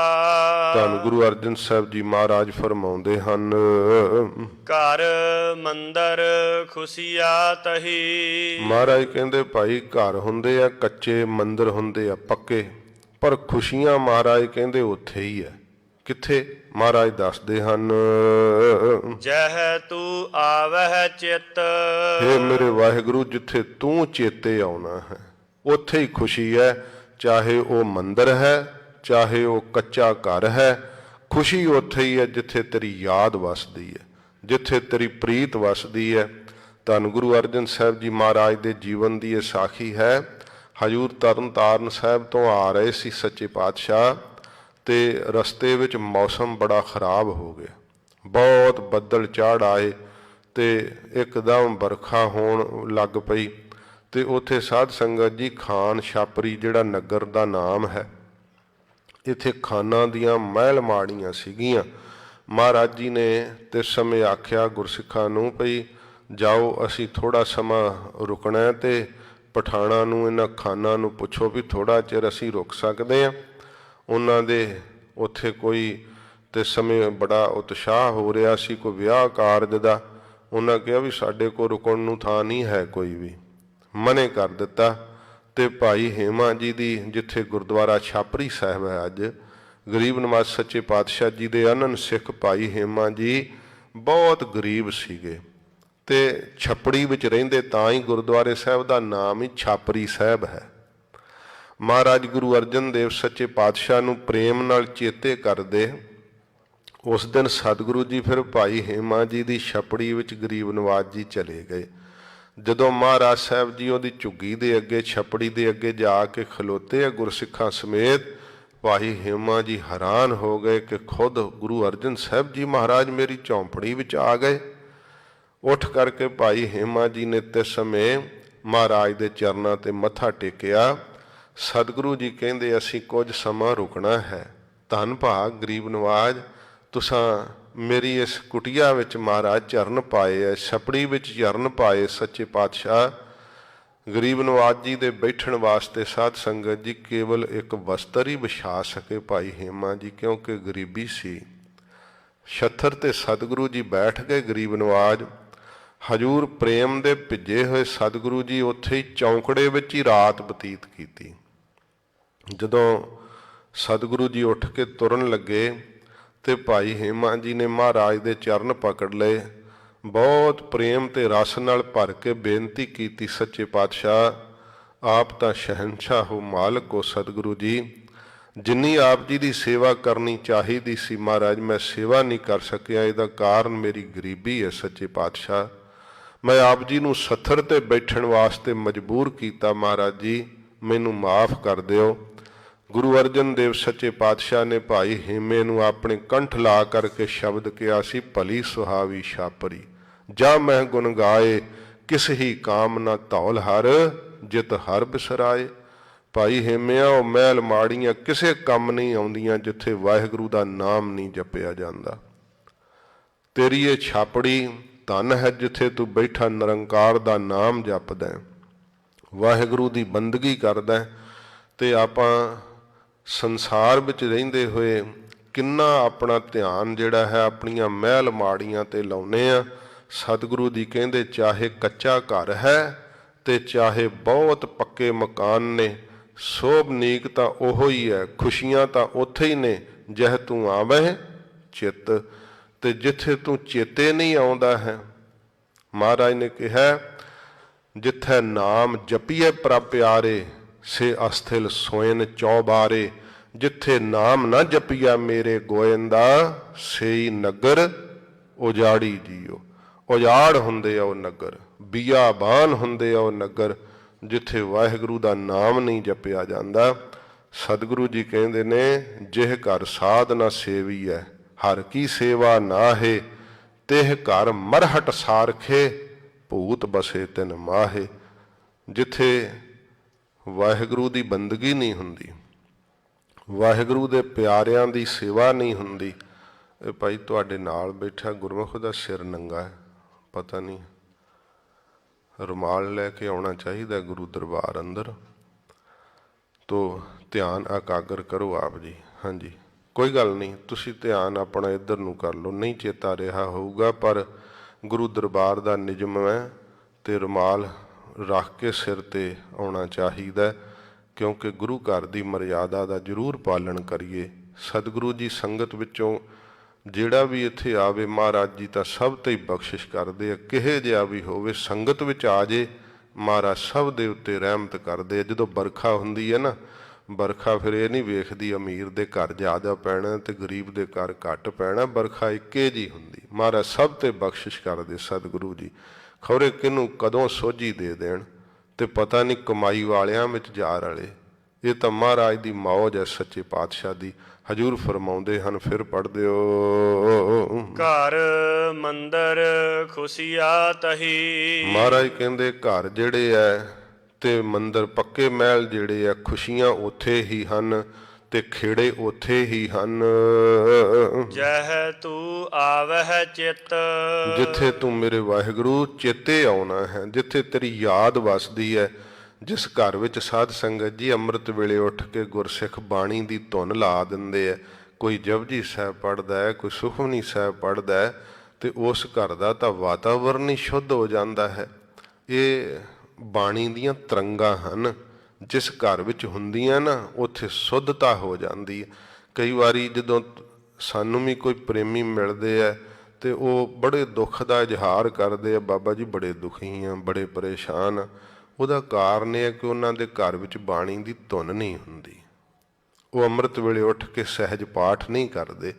ਜਿਨ੍ਹਾਂ ਗੁਰਸਿੱਖਾਂ ਦੇ ਘਰ ਵਿੱਚ ਅੰਮ੍ਰਿਤ ਵੇਲੇ ਉੱਠ ਕੇ ਉਹ ਨਿਤਨੇਮ ਕਰਦੇ ਆ, ਸੁਰਤ ਜੋੜ ਕੇ ਵਾਹਿਗੁਰੂ ਵਾਹਿਗੁਰੂ ਵਾਹਿਗੁਰੂ ਜਪਦੇ, ਸਾਰਾ ਵਾਤਾਵਰਨ ਸ਼ੁੱਧ ਹੋ ਰਿਹਾ ਹੁੰਦਾ। ਫਿਰ ਸਾਧ ਸੰਗਤ ਜੀ ਉੱਚੀ ਧੁਨ ਵਿੱਚ ਸਹਿਜ ਪਾਠ ਕਰਦੇ ਆ ਕਿ ਆ ਅੰਮ੍ਰਿਤ ਘੁਲ ਜਾਂਦਾ ਹੈ। ਫਿਰ ਜਦੋਂ ਸਮਾਂ ਬਣੇ ਤੇ ਆਪਣੀ ਮਾਇਆ ਦੇ ਨਾਲ, ਆਪਣੀ ਸੇਵਾ ਨਾਲ ਗੁਰੂ ਕੇ ਕੀਰਤਨੀਆਂ ਨੂੰ ਘਰ ਬੁਲਾਉਂਦੇ ਆ, ਮਹਾਰਾਜ ਸਾਡੇ ਘਰ ਆਸਾ ਦੀ ਵਾਰ ਦਾ ਕੀਰਤਨ ਹੋਵੇ। ਫਿਰ ਗੁਰਸਿੱਖ ਪ੍ਰੇਮੀ ਰਸ ਵਾਲਿਆਂ ਨੂੰ ਬੁਲਾਉਂਦੇ ਵੀ ਆਓ ਮਹਾਰਾਜ ਅੰਮ੍ਰਿਤ ਵੇਲੇ ਸਾਡੇ ਘਰ ਨਾ ਆਸਾ ਦੀ ਵਾਰ ਦਾ ਕੀਰਤਨ ਹੋਣਾ, ਤੁਸੀਂ ਵੀ ਚੱਲ ਕੇ ਆਇਓ। ਤੇ ਜਿੰਨਾ ਜਿੰਨਾ ਕੋਈ ਰਸ ਲੈਂਦਾ ਫਿਰ ਉਹਨਾਂ ਨੂੰ ਉਹਦਾ ਲਾਹਾ ਮਿਲਦਾ ਹੈ। ਸਾਧ ਸੰਗਤ ਜੀ ਬਾਣੀ ਦਾ ਘੁਲਿਆ ਹੋਇਆ ਅੰਮ੍ਰਿਤ ਘਰ ਨੂੰ ਸੁੱਧ ਕਰ ਦਿੰਦਾ ਹੈ। ਆਪਾਂ ਦੀਆਂ ਹੁਣ ਰਵਾਇਤਾਂ ਕੁਝ ਬਦਲ ਗਈਆਂ, ਘਰ ਤਾਂ ਇੱਥੇ ਵੀ ਲੈਂਦੇ ਆ। ਪਹਿਲੋਂ ਗੁਰਦੁਆਰੇ ਸਾਹਿਬ ਆ ਕੇ ਪੁੱਛਦੇ ਆ ਵੀ ਰੇਟ ਕੀ ਹੈ ਸੁਖਮਨੀ ਸਾਹਿਬ ਦੇ ਪਾਠ ਦਾ, ਦੱਸੋ ਵੀ ਤੁਸੀਂ ਪਾਠ ਕਰਾਉਣਾ ਹੈ ਕਿ ਜਾਂ ਕੋਈ ਖਰੀਦ ਫਰੋਖਤ ਕਰਨ ਆਏ ਆ। ਫਿਰ ਮਾਫ ਕਰਨਾ, ਕਮੇਟੀ ਵਾਲਿਆਂ ਵੀ ਅੱਗੇ ਲਾਇਆ ਹੁੰਦਾ, ਮਜਬੂਰਨ ਉਹਨਾਂ ਨੂੰ ਵੀ ਲਾਉਣਾ ਪੈਂਦਾ ਵੀ ਸਹਿਜ ਪਾਠ ਦੀ ਭੇਟਾ ਇੰਨੀ, ਅਖੰਡ ਪਾਠ ਸਾਹਿਬ ਦੀ ਭੇਟਾ ਇੰਨੀ, ਸੁਖਮਨੀ ਸਾਹਿਬ ਦੀ ਭੇਟਾ ਇੰਨੀ। ਜਦੋਂ ਕੋਈ ਭਾਈ ਸਾਡੇ ਵਾਂਗੂ ਲੜ ਪੈਂਦੇ, ਉਹਨਾਂ ਦੀ ਵੀ ਵੱਖਰੀ $20 ਲਿਖੀ ਹੁੰਦੀ ਵੀ ਲਾੜੀ ਨਾ ਕਿਤੇ ਪੈਣ। ਪਰ ਬਾਣੀ ਦੀ ਭੇਟਾ ਕੀ ਕੋਈ ਦੇ ਸਕਦਾ ਹੈ? ਤੇ ਇਹ ਤਾਂ ਸਾਧ ਸੰਗਤ ਜੀ ਬਾਣੀ ਦੀ ਭੇਟਾ ਹੋ ਨਹੀਂ ਸਕਦੀ। ਸਤਿਗੁਰੂ ਗਰੀਬ ਨਿਵਾਸ ਸੱਚੇ ਪਾਤਸ਼ਾਹ ਜੀ ਨੇ ਸਾਨੂੰ ਦਰਸਾਇਆ ਸੀ, ਜਦੋਂ ਮੀਰੀ ਪੀਰੀ ਦੇ ਮਾਲਕ ਗੁਰੂ ਹਰਗੋਬਿੰਦ ਸਾਹਿਬ ਸੱਚੇ ਪਾਤਸ਼ਾਹ ਜੀ ਮਹਾਰਾਜ ਨੇ ਦੂਸਰਾ ਯੁੱਧ ਫਤਿਹ ਕੀਤਾ ਸੀ ਨਾ, ਤਾਂ ਮਹਾਰਾਜ ਉਸ ਸਮੇਂ ਬੜੇ ਪ੍ਰਸੰਨ ਚਿੱਤ ਇੱਕ ਦਿਨ ਦਰਬਾਰ ਸਜਾਈ ਬੈਠੇ। ਮਹਾਰਾਜ ਕਿਹਾ, ਗੁਰਸਿੱਖੋ ਸਾਨੂੰ ਕੋਈ ਜਪਜੀ ਸਾਹਿਬ ਦਾ ਸੁੱਧ ਪਾਠ ਸੁਣਾਵੇ। ਤੇ ਲਗਾ ਮਾਤਰਾ ਸੋਧ ਕੇ ਫੁਰਨੇ ਰਹਿਤ ਹੋ ਕੇ, ਹੁਣ ਕਿਹੜਾ ਹੌਸਲਾ ਪਵੇ, ਕੋਈ ਉੱਠੇ ਹੀ ਨਾ, ਕੋਈ ਉੱਠੇ ਹੀ ਨਾ। ਮਹਾਰਾਜ ਦੂਸਰਾ ਬਚਨ ਕਿਹਾ, ਕੋਈ ਨਾ ਉੱਠਿਆ। ਫਿਰ ਭਾਈ ਗੋਪਾਲਾ ਜੀ ਦੇ ਮਨ ਵਿੱਚ ਖਿਆਲ ਆਇਆ, ਗੁਰੂ ਨਾਨਕ ਸਾਹਿਬ ਦਾ ਘਰ ਹੈ, ਕੋਈ ਸਿੱਖ ਹੀ ਨਹੀਂ ਉੱਠਿਆ, ਅੱਛਾ ਮਨਾ ਤੂੰ ਉੱਠ ਜਾ। ਮਹਾਰਾਜ ਸਾਹਿਬ ਜੀ ਦੇ ਅੱਗੇ ਹੱਥ ਜੋੜ ਕੇ ਖਲੋ ਗਏ, ਸੱਚੇ ਪਾਤਸ਼ਾਹ ਜੇ ਤੁਸੀਂ ਕਿਰਪਾ ਕਰੋ, ਸਿੱਖ ਦੀ ਨਿਮਰਤਾ ਵੇਖੋ, ਜੇ ਤੁਸੀਂ ਕਿਰਪਾ ਕਰੋ ਤਾਂ ਮਹਾਰਾਜ ਫਿਰ ਮੈਂ ਆਪ ਜੀ ਨੂੰ ਬਾਣੀ ਸੁਣਾ ਸਕਦਾ, ਮੈਂ ਮਨ ਰੋਕ ਕੇ, ਜੇ ਤੁਸੀਂ ਕਿਰਪਾ ਕਰੋ ਤਾਂ। ਮਹਾਰਾਜ ਕਹਿੰਦੇ, ਸ਼ਾਬਾਸ਼ ਭਾਈ ਗੋਪਾਲਾ, ਆ ਤੂੰ ਬਾਣੀ ਸੁਣਾ। ਭਾਈ ਗੋਪਾਲਾ ਜੀ ਜਦੋਂ ਬੈਠਣ ਲੱਗੇ, ਸਤਿਗੁਰਾਂ ਜੀ ਨੇ ਉਸ ਸਮੇਂ ਸੰਗਤ ਨੂੰ ਦਰਸਾਇਆ, ਹਜੂਰ ਨੇ ਆਪਣੇ ਗੁਰਿਆਈ ਤਖਤ ਤੋਂ ਉੱਚਾ ਆਸਣ ਲਵਾ ਦਿੱਤਾ। ਸਿੱਖਾਂ ਪੁੱਛਿਆ, ਮਹਾਰਾਜ ਤੁਹਾਡੇ ਤਖਤ ਤੋਂ ਉੱਚਾ ਆਸਣ ਹੈ? ਮਹਾਰਾਜ ਕਹਿੰਦੇ, ਜਿਨ ਜਪਜੀ ਸਾਹਿਬ ਪੜ੍ਹਨਾ ਉਹਦਾ ਆਸਣ ਉੱਚਾ ਹੀ ਚਾਹੀਦਾ ਹੈ। ਗੁਰਬਾਣੀ ਦਾ ਸਤਿਕਾਰ ਕਰਨਾ ਦੱਸਿਆ। ਇਹ ਸਾਨੂੰ ਸਾਧ ਸੰਗਤ ਜੀ ਚੀਜ਼ਾਂ ਜੇ ਵੇਖਣ ਨੂੰ ਨਾ ਮਿਲਦੀਆਂ। ਸ਼੍ਰੀਮਾਨ ਸੰਤ ਗਿਆਨੀ ਗੁਰਬਚਨ ਸਿੰਘ ਜੀ ਖਾਲਸਾ ਪਿੰਡਰਾਂ ਵਾਲੇ ਮਹਾਂਪੁਰਖ ਜਦੋਂ ਬਾਣੀ ਸੁਣਦੇ, ਬਾਣੀ ਸੁਣਾਉਣ ਵਾਲੇ ਸਿੰਘ ਦਾ ਆਸਣ ਉਹਨਾਂ ਨਾਲ ਉੱਚਾ ਹੁੰਦਾ। ਅਸੀਂ ਸ਼੍ਰੀਮਾਨ ਸੰਤ ਬਾਬਾ ਠਾਕੁਰ ਸਿੰਘ ਜੀ ਮਹਾਰਾਜ ਨੂੰ ਬਾਣੀ ਸੁਣਾਉਂਦੇ ਰਹੇ ਹਾਂ, ਪਲੰਘੇ ਤੇ ਬੈਠ ਕੇ, ਉਹ ਕਈ ਵਾਰ ਪੁੰਜੇ ਬੈਠ ਕੇ ਬਾਣੀ ਸੁਣਦੇ ਹੁੰਦੇ। ਸਾਡਾ ਆਸਣ ਉੱਚਾ ਹੁੰਦਾ, ਕਿਉਂਕਿ ਉਹ ਦਰਸਾਉਂਦੇ ਸੀ ਕਿ ਬਾਣੀ ਤੋਂ ਬਰਾਬਰ ਕੋਈ ਨਹੀਂ, ਬਾਣੀ ਦਾ ਆਸਣ ਸਭ ਤੋਂ ਉੱਚਾ ਹੈ। ਗੁਰੂ ਹਰਗੋਬਿੰਦ ਸਾਹਿਬ ਸੱਚੇ ਪਾਤਸ਼ਾਹ ਨੇ ਭਾਈ ਗੋਪਾਲਾ ਜੀ ਨੂੰ ਆਪਣੇ ਤੋਂ ਉੱਚੇ ਥਾਂ ਤੇ ਬਿਠਾਇਆ। ਮਹਾਰਾਜ ਕਹਿੰਦੇ, ਭਾਈ ਗੋਪਾਲਾ ਸੁਣਾ ਬਾਣੀ। ਭਾਈ ਗੋਪਾਲਾ ਜੀ ਨੇ ਸ੍ਰੀ ਜਪਜੀ ਸਾਹਿਬ ਦਾ ਪਾਠ ਮਨ ਦੀ ਇਕਾਗਰਤਾ ਨਾਲ ਆਰੰਭ ਕੀਤਾ। ਫੁਰਨਿਆਂ ਤੋਂ ਰਹਿਤ ਹੋ ਕੇ ਗੁਰਸਿੱਖ ਨੇ ਸੁਰਤ ਜੋੜ ਕੇ ਜਪਜੀ ਸਾਹਿਬ ਦੀ ਬਾਣੀ ਪੜ੍ਹੀ। ਇੱਕ ਰਸ ਮਹਾਰਾਜ ਬਾਣੀ ਸੁਣ ਰਹੇ, ਸਾਰੀ ਸੰਗਤ ਸੁੰਨ ਹੋਈ ਜਪਜੀ ਸਾਹਿਬ ਦੀ ਬਾਣੀ ਸੁਣ ਰਹੀ ਹੈ। ਭਾਈ ਗੋਪਾਲਾ ਜੀ ਜਦੋਂ ਸ਼ਲੋਕ ਪੜ੍ਹ ਰਹੇ ਸੀ, ਗੁਰੂ ਹਰਗੋਬਿੰਦ ਸਾਹਿਬ ਜੀ ਮਹਾਰਾਜ ਦੇ ਮਨ ਵਿੱਚ ਤੇ ਸਮੇਂ ਖਿਆਲ ਆਇਆ ਕਿ ਸਿੱਖ ਨੇ ਜਪਜੀ ਸਾਹਿਬ ਦੀ ਬਾਣੀ ਸੁਣਾਈ ਹੈ, ਹੁਣ ਬਾਣੀ ਦੇ ਅਸੀਂ ਸਤਿਕਾਰ ਵਿੱਚ ਭਾਈ ਗੋਪਾਲਾ ਨੂੰ ਕੀ ਭੇਟ ਕਰੀਏ। ਹਜੂਰ ਦੀ ਨਿਗਾਹ ਤਿੰਨਾਂ ਲੋਕਾਂ 'ਚ ਪਈ, ਕਿਉਂਕਿ ਮਹਾਰਾਜ ਸੱਚੇ ਪਾਤਸ਼ਾਹ ਆਪ ਨਿਰੰਕਾਰ ਨੇ। ਸਤਿਗੁਰੂ ਜੀ ਵੇਖ ਰਹੇ ਆ ਕਿ ਜਪਜੀ ਸਾਹਿਬ ਦੀ ਭੇਟਾ ਕੀ ਦਈਏ। ਮਹਾਰਾਜ ਸਾਹਿਬ ਜੀ ਵੇਖਦੇ ਆ ਕਿ ਜਪਜੀ ਸਾਹਿਬ ਦੀ ਭੇਟਾ ਦੇ ਅੱਗੇ ਤਾਂ ਇੰਦਰ ਪਦਵੀ ਵੀ ਤੁੱਛ ਹੈ। ਕੀ ਪਦਵੀ ਦਈਏ ਭਾਈ ਗੋਪਾਲੇ ਨੂੰ? ਬ੍ਰਹਮਾ ਦੀ ਪਦਵੀ ਦਈਏ? ਇਹ ਤਾਂ ਤੁੱਛ ਪਦਵੀਆਂ, ਨਾਸ਼ ਹੋ ਜਾਣ ਵਾਲੀਆਂ।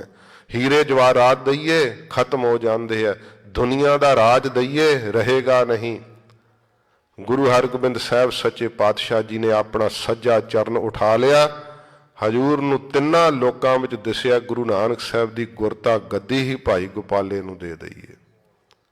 ਜਪਜੀ ਸਾਹਿਬ ਦੀ ਭੇਟਾ। ਹੁਣ ਗੁਰਤਾ ਗੱਦੀ ਤਾਂ ਧੁਰੋਂ ਜਿਨ੍ਹਾਂ ਨੂੰ ਹੋਵੇ ਬਖਸ਼ਿਸ਼ ਉੱਥੇ ਹੀ ਹੋਣੀ ਹੈ ਨਾ। ਮਹਾਰਾਜ ਗੁਰਿਆਈ ਤਖਤ ਦੇਣ ਵਾਸਤੇ ਉੱਠ ਖਲੋਤੇ। ਭਾਈ ਗੋਪਾਲਾ ਜੀ ਨੂੰ ਲੱਗਿਆ ਕਿ ਪਾਠ ਮਹਾਰਾਜ ਸਾਰਾ ਨਹੀਂ ਸੁਣਿਆ, ਤੇ ਹੋਵੇ ਨਾ ਤੇ ਘੋੜਾ ਹੀ ਜਿਹੜਾ ਸੋਨੇ ਦੀ ਕਾਠੀ ਵਾਲਾ ਮਹਾਰਾਜ ਦੇ ਛੱਡਣ। ਫੁਰਨਾ ਆ ਗਿਆ। ਹਜੂਰ ਚਰਨ ਉਠਾਇਆ, ਉੱਥੇ ਹੀ ਬੈਠ ਗਏ, ਤਖਤ ਤੇ ਹੀ ਸਜ ਗਏ। ਸੰਪੂਰਨ ਹੋ ਗਿਆ ਜਪਜੀ ਸਾਹਿਬ। ਮਹਾਰਾਜ ਕਹਿੰਦੇ, ਭਾਈ ਗੋਪਾਲਾ ਜੇ ਸੋਨੇ ਦੀ ਕਾਠੀ ਦੇ ਘੋੜੇ ਦਾ ਫੁਰਨਾ ਨਾ ਕਰ ਦੋ, ਅਜੇ ਪਹਿਲਾਂ ਹੀ 2-4 ਦਿਨ 5 ਘੋੜੇ ਮਹਾਰਾਜ ਜੀ ਨੂੰ ਚੜਾਏ ਸੀ ਸੰਗਤ ਨੇ, ਤੇ ਉਹ ਖਿਆਲ ਆ ਗਿਆ 5 ਹੀ ਘੋੜਿਆਂ ਵਿੱਚੋਂ ਵੀ ਇੱਕ ਘੋੜਾ ਮੈਨੂੰ ਹੀ ਮਹਾਰਾਜ ਦੇ ਛੱਡਣ। ਮਹਾਰਾਜ ਕਹਿੰਦੇ ਜੇ ਭਾਈ ਗੋਪਾਲਾ ਅੱਜ ਫੁਰਨਾ ਨਾ ਕਰ ਦੋ ਤਾਂ ਤੈਨੂੰ ਗੁਰੂ ਨਾਨਕ ਸਾਹਿਬ ਜੀ ਦਾ ਗੁਰਿਆਈ ਤਖਤ ਬਖਸ਼ਿਸ਼ ਦੇਣ ਲੱਗੇ ਸਾਂ। ਸਤਿ ਸ੍ਰੀ ਅਕਾਲ। ਸਾਨੂੰ ਜਪਜੀ ਸਾਹਿਬ ਦੀ ਭੇਟਾ ਦੇ ਸਾਹਮਣੇ ਕੋਈ ਹੋਰ ਚੀਜ਼ ਦਿਸੀ ਨਹੀਂ ਕਿ ਇੰਨੀ ਉੱਤਮ ਹੋਵੇ। ਹੀਰੇ ਜਵਾਹਰਾਤ ਵੀ ਸਾਨੂੰ ਤੁੱਛ ਜਾਪੇ। ਸੱਚੇ ਪਾਤਸ਼ਾਹ ਜੀ ਮਹਾਰਾਜ ਜੀ ਦੇ ਅੱਗੇ ਜਪਜੀ ਸਾਹਿਬ ਦਾ ਪਾਠ ਸੁਣਾਉਣ ਦੀ ਕਿੱਡੀ ਵੱਡੀ ਭੇਟਾ ਹੈ। ਤੇ ਹਜੂਰ ਨੇ ਕਿਹਾ ਭਾਈ ਗੋਪਾਲਾ ਫਿਰ ਵੀ ਤੂੰ ਧੰਨ ਹੋਇਓ, ਜਾਓ ਭਈ ਗੁਰਸਿੱਖੋ ਸੋਨੇ ਦੀ ਕਾਠੀ ਪਾ ਕੇ ਲਿਆਓ ਘੋੜਾ। ਭਾਈ ਗੋਪਾਲੇ ਨੂੰ ਜਿੱਥੇ ਘੋੜਾ ਦਿੱਤਾ, ਮੋਹਰਾਂ ਅਸ਼ਰਫੀਆਂ ਮਹਾਰਾਜ ਜੀ ਨੇ ਦਿੱਤੀਆਂ, ਨਾਲ ਕਿਹਾ ਭਾਈ ਗੋਪਾਲਾ ਜਪਜੀ ਸਾਹਿਬ ਦੀ ਬਾਣੀ ਸੁਣਾਈ ਆ, ਜਾ ਤੇਰੀਆਂ 21 ਕੁੱਲਾਂ ਤਰ ਜਾਣਗੀਆਂ। ਕਿੱਡੀ ਵੱਡੀ ਭੇਟਾ ਦਿੱਤੀ ਹੈ ਸੱਚੇ ਪਾਤਸ਼ਾਹ ਜੀ ਮਹਾਰਾਜ ਨੇ। ਇਸ ਕਰਕੇ ਸਾਨੂੰ ਨਾਮ ਦੀ ਮਹਿਮਾ ਜਾਣਨੀ ਚਾਹੀਦੀ ਹੈ। ਜਿਹੜਾ ਪੜ੍ਹਦਾ ਹੈ, ਜਿਹੜਾ ਸੁਣਦਾ ਹੈ, ਉਹਨਾਂ ਦੋਹਾਂ ਨੂੰ, ਤੇ ਜਿੱਥੇ ਨਾਮ ਦਾ ਇਹ ਵਰਤਾਰਾ ਵਰਤਦਾ ਹੈ ਨਾ, ਸਤਿਗੁਰੂ ਜੀ ਕਹਿੰਦੇ ਖੇੜਾ ਉੱਥੇ ਹੀ ਹੁੰਦਾ ਹੈ, ਖੁਸ਼ੀ ਉੱਥੇ ਹੀ ਹੁੰਦੀ ਹੈ।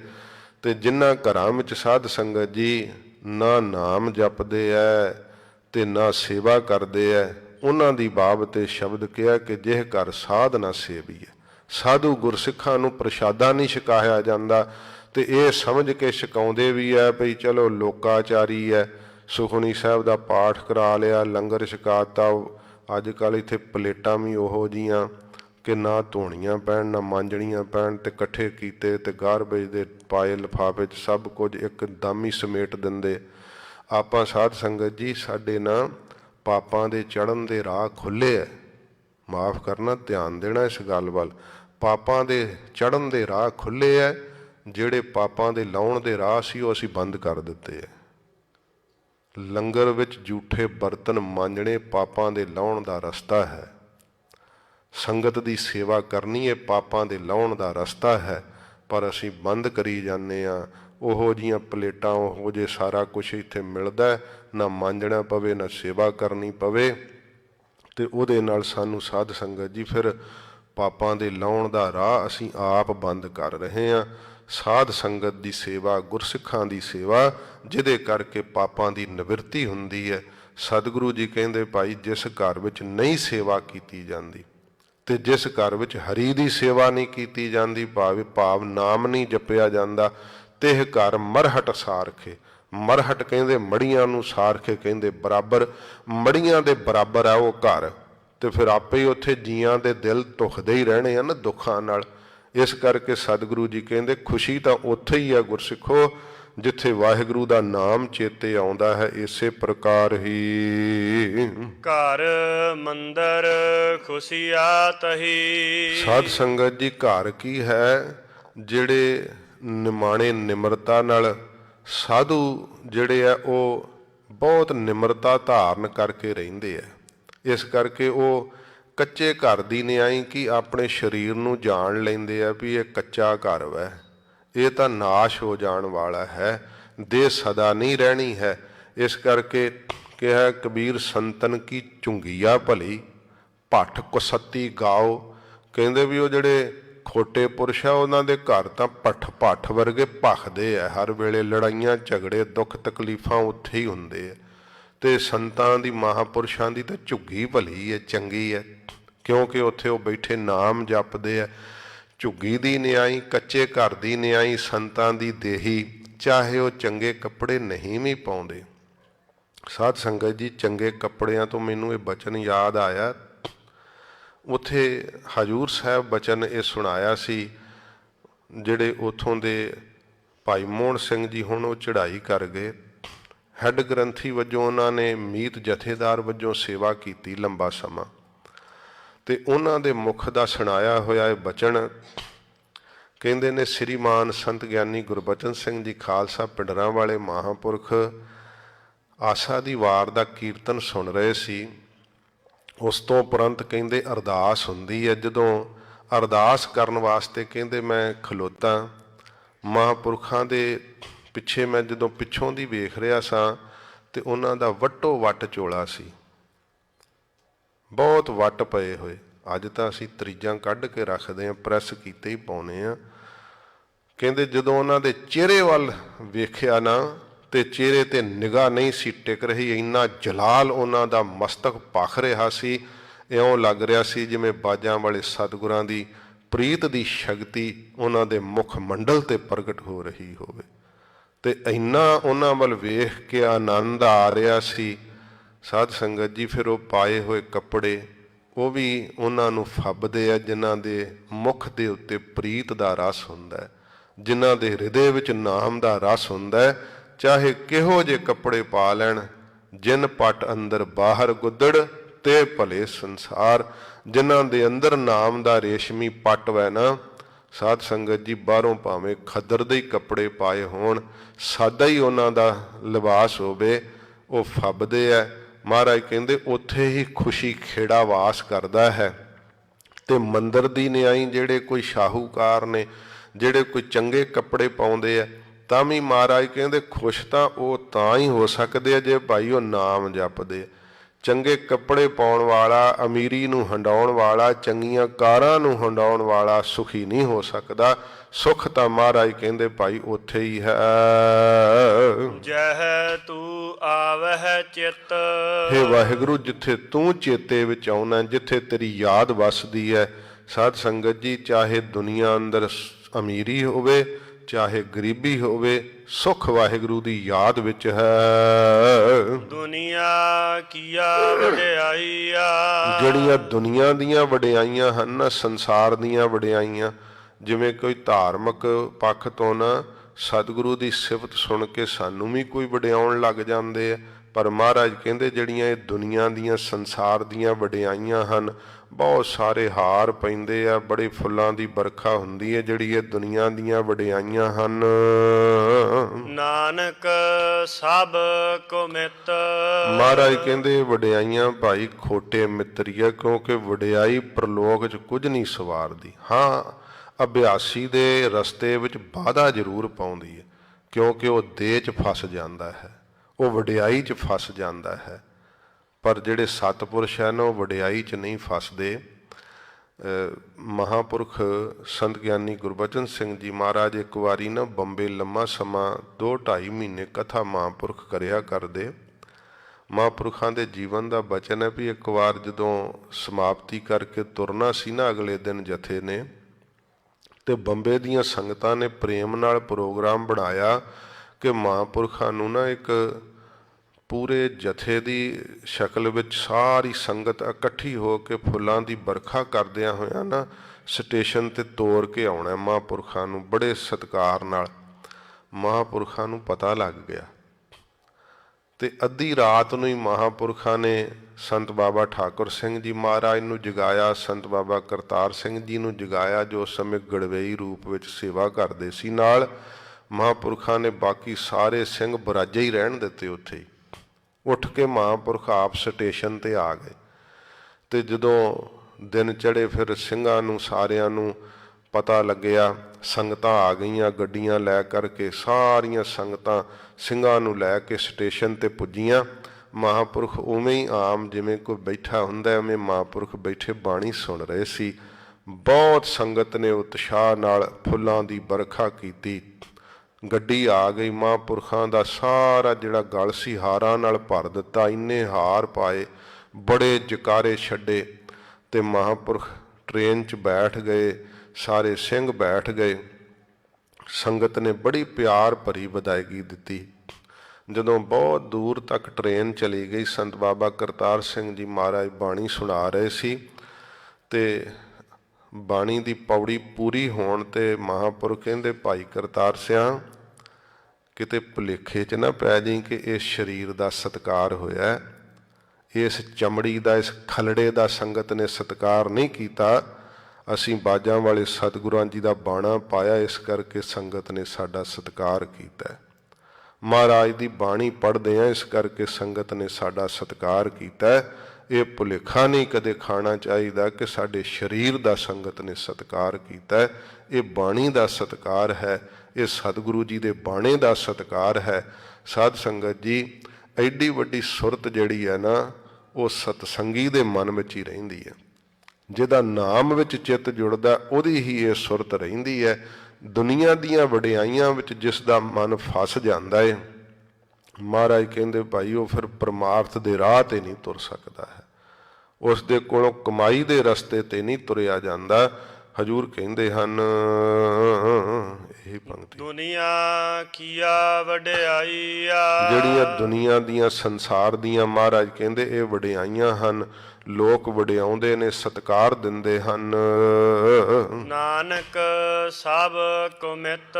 ਇਹ ਸਾਰੀਆਂ ਹੀ ਮਹਾਰਾਜ ਕਹਿੰਦੇ ਖੋਟੇ ਮਿੱਤਰ ਨੇ ਸਾਰੇ।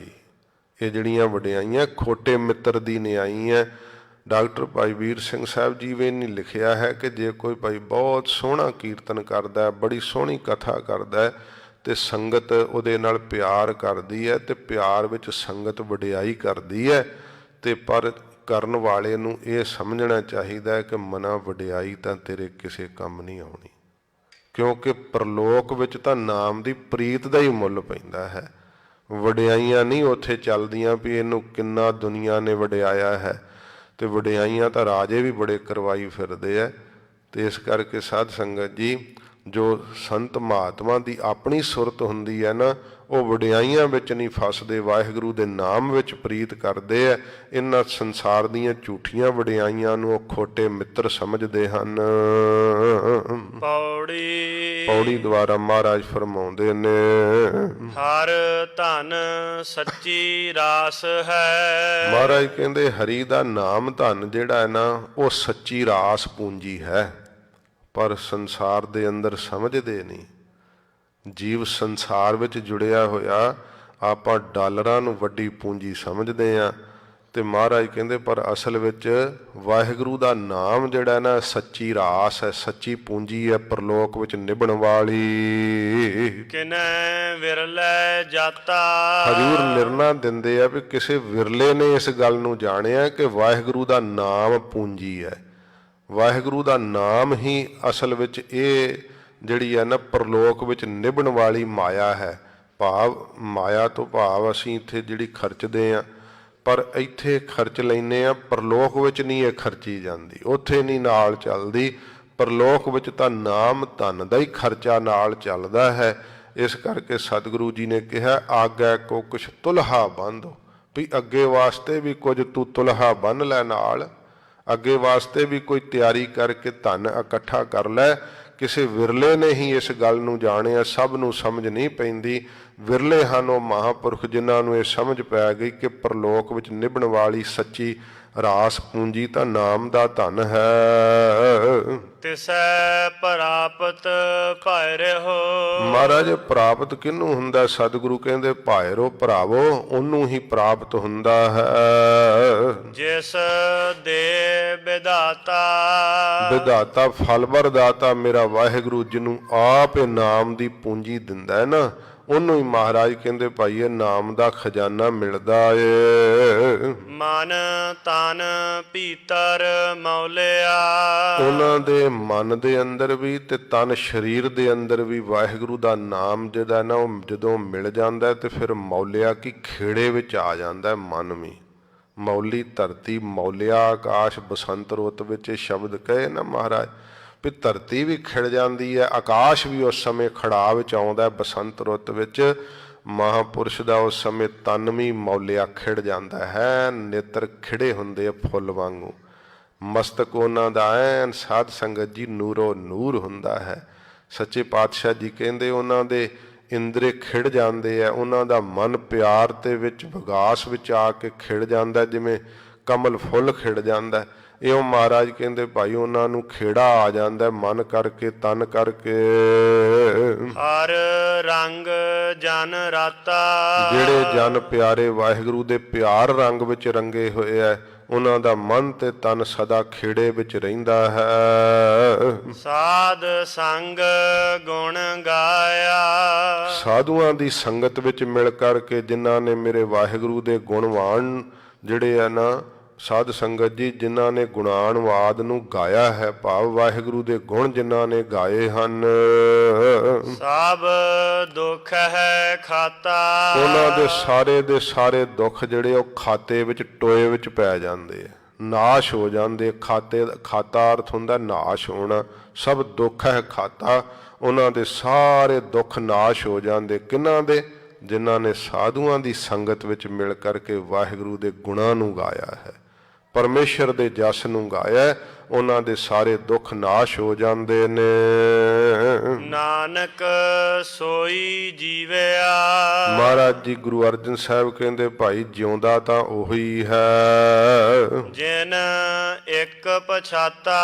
ਜਿਨ੍ਹਾਂ ਨੇ ਇੱਕ ਵਾਹਿਗੁਰੂ ਜੀ ਨੂੰ ਪਹਿਚਾਨ ਲਿਆ ਹੈ, ਉਹੋ ਹੀ ਜਿਉਂਦੇ ਨੇ ਸੰਸਾਰ ਦੇ ਅੰਦਰ। ਬਾਕੀ ਸਭ ਸਾਧ ਸੰਗਤ ਜੀ ਮੁਰਦਿਆਂ ਦੀ ਨਿਆਈ ਹਨ, ਜਿਨ੍ਹਾਂ ਨੇ ਵਾਹਿਗੁਰੂ ਦੀ ਪ੍ਰੀਤ ਦੀ ਰੀਤ ਨੂੰ ਨਹੀਂ ਜਾਣਿਆ, ਵਾਹਿਗੁਰੂ ਦਾ ਨਾਮ ਰਸ ਨਹੀਂ ਜਾਣਿਆ। ਸੱਚੇ ਪਾਤਸ਼ਾਹ ਮਹਾਰਾਜ ਕਹਿੰਦੇ, ਭਾਈ ਉਹਨਾਂ ਕੋਲ ਜੀਵਨ ਨਹੀਂ, ਉਹ ਤਾਂ ਮਰੇ ਹੋਏ ਐ। ਇਹ ਮਹਾਰਾਜ ਦੀ ਬਾਣੀ ਨੇ ਉਹਨਾਂ ਨੂੰ ਮਰੇ ਹੋਏ ਗਿਣਿਆ, ਜਿਹੜੇ ਭਜਨ ਵੱਲੋਂ ਮਨ ਮੁੜੇ ਰਹਿੰਦੇ ਐ, ਭਜਨ ਨਹੀਂ ਕਰਦੇ। ਉਹ ਸਾਧ ਸੰਗਤ ਜੀ ਜਿਉਂਦਿਆਂ ਵਿੱਚ ਨਹੀਂ, ਮਹਾਰਾਜ ਜੀ ਨੇ ਕਹੇ। ਸਤਿਗੁਰੂ ਜੀ ਕਹਿੰਦੇ, ਜੀਵਨ ਤਾਂ ਉਹੋ ਹੀ ਹੈ ਗੁਰਸਿੱਖੋ, ਜਿਨ੍ਹਾਂ ਨੇ ਵਾਹਿਗੁਰੂ ਨੂੰ ਪਹਿਚਾਣ ਲਿਆ ਕਿ ਇੱਕੋ ਇੱਕ ਉਹੋ ਹੀ ਹੈ, ਉਹਦੇ ਤੋਂ ਬਿਨਾਂ ਹੋਰ ਕੋਈ ਨਹੀਂ। ਇਹ ਸੱਚੇ ਪਾਤਸ਼ਾਹ ਜੀ ਨੇ ਪਾਵਨ ਉਪਦੇਸ਼ ਅੱਜ ਦੇ ਸ਼ਬਦ ਅੰਦਰ ਬਖਸ਼ਿਸ਼ ਕੀਤਾ ਹੈ। ਮਹਾਰਾਜ ਸਾਹਿਬ ਜੀ ਨੇ ਅੰਮ੍ਰਿਤ ਵੇਲੇ ਦੀ ਮਹਿਮਾ ਦੱਸੀ ਹੈ। ਸਤਿਗੁਰੂ ਗਰੀਬ ਨਿਵਾਸ ਸੱਚੇ ਪਾਤਸ਼ਾਹ ਨੇ ਨਾਮ ਦੇ ਪ੍ਰਤਾਪ ਕਰਕੇ ਕਿਹਾ ਕਿ ਭਾਈ ਉਹ ਮਹਿਲ ਮਾੜੀਆਂ, ਉਹ ਘਰ ਗੁਰਸਿੱਖਾਂ ਦੇ ਸ਼ੋਭਾ ਪਾਉਂਦੇ ਆ, ਜਿੱਥੇ ਮਹਾਰਾਜ ਜੀ ਨੇ ਐਡੀ ਬਖਸ਼ਿਸ਼ ਕੀਤੀ ਸੀ। ਗੁਰੂ ਨਾਨਕ ਸਾਹਿਬ ਨੇ, ਭਾਈ ਗੁਰਦਾਸ ਜੀ ਨੇ ਉਹਦਾ ਜ਼ਿਕਰ ਕੀਤਾ ਹੈ ਕਿ ਘਰ ਘਰ ਅੰਦਰ ਧਰਮਸ਼ਾਲ ਹੋਵੇ, ਕੀਰਤਨ ਸਦਾ ਵਸੋਵਾ। ਗੁਰਸਿੱਖਾਂ ਦੇ ਘਰਾਂ ਘਰਾਂ ਵਿੱਚ ਕੀਰਤਨ ਹੁੰਦਾ ਤੇ ਇਉਂ ਲੱਗਦਾ ਜਿਵੇਂ ਵਸੋਵਾ ਵਿਸਾਖੀ ਦਾ ਹੀ ਮੇਲਾ ਹਰ ਵੇਲੇ ਲੱਗਾ ਹੋਵੇ, ਆਉਣ ਜਾਣ ਚਹਿਲ ਪਹਿਲ। ਸਾਡੇ ਬਜ਼ੁਰਗਾਂ ਦਾ ਹੀ ਰਵਾਇਤ ਹੀ ਕਿ ਕਿਸੇ ਨੂੰ ਵੀ ਪ੍ਰਸ਼ਾਦੇ ਤੋਂ ਬਿਨਾਂ ਨਹੀਂ ਸੀ ਮੁੜਨ ਦਿੰਦੇ, ਵੀ ਕੋਈ ਘਰ ਆਇਆ ਤੇ ਉਹਨੂੰ ਪ੍ਰਸ਼ਾਦਾ ਛਕਾ ਕੇ ਹੀ ਭੇਜਣਾ। ਤੇ ਅੱਜ ਆਪਾਂ ਪੁੱਛਦੇ ਹਾਂ, ਚਾਹ ਤਾਂ ਨਹੀਂ ਪੀਣੀ? ਵੀ ਪਹਿਲੋਂ ਹੀ ਕਹਿ ਦੇਵੇ ਨਹੀਂ ਪੀਣੀ, ਚਲੋ ਅੱਛਾ ਕੋਈ ਗੱਲ ਨਹੀਂ। ਫਿਰ ਪ੍ਰਸ਼ਾਦਾ ਤਾਂ ਭੁੱਲ ਹੀ ਗਿਆ ਸਾਨੂੰ। ਪ੍ਰਸ਼ਾਦਾ ਛਕਾਉਣਾ ਇੱਕ ਬਹੁਤ ਚੰਗਾ ਲੱਛਣ ਹੈ। ਪ੍ਰਸ਼ਾਦਾ ਛਕਾਉਣਾ ਚਾਹੀਦਾ, ਸੇਵਾ ਕਰਨੀ ਚਾਹੀਦੀ ਹੈ। ਗੁਰਸਿੱਖਾਂ ਦੇ ਘਰ ਉਹ ਸਦਾ ਹੀ ਮਹਾਰਾਜ ਕਹਿੰਦੇ ਖੁਸ਼ੀਆਂ ਤੇ ਖੇੜਿਆਂ ਨਾਲ ਭਰੇ ਰਹਿੰਦੇ ਹੈ। ਗਰੀਬ ਨਿਵਾਸ ਸਤਿਗੁਰੂ ਜੀ ਨੇ ਸਾਧ ਸੰਗਤ ਦੀ ਮਹਿਮਾ ਪੌੜੀ ਵਿੱਚ ਦੱਸੀ ਹੈ। ਸਤਿਗੁਰੂ ਗਰੀਬ ਨਿਵਾਜ ਰਹਿਮਤ ਕਰਨ ਮਹਾਰਾਜ ਦਾ ਪਵਿੱਤਰ ਉਪਦੇਸ਼ ਹਿਰਦੇ 'ਚ ਵਸੇ।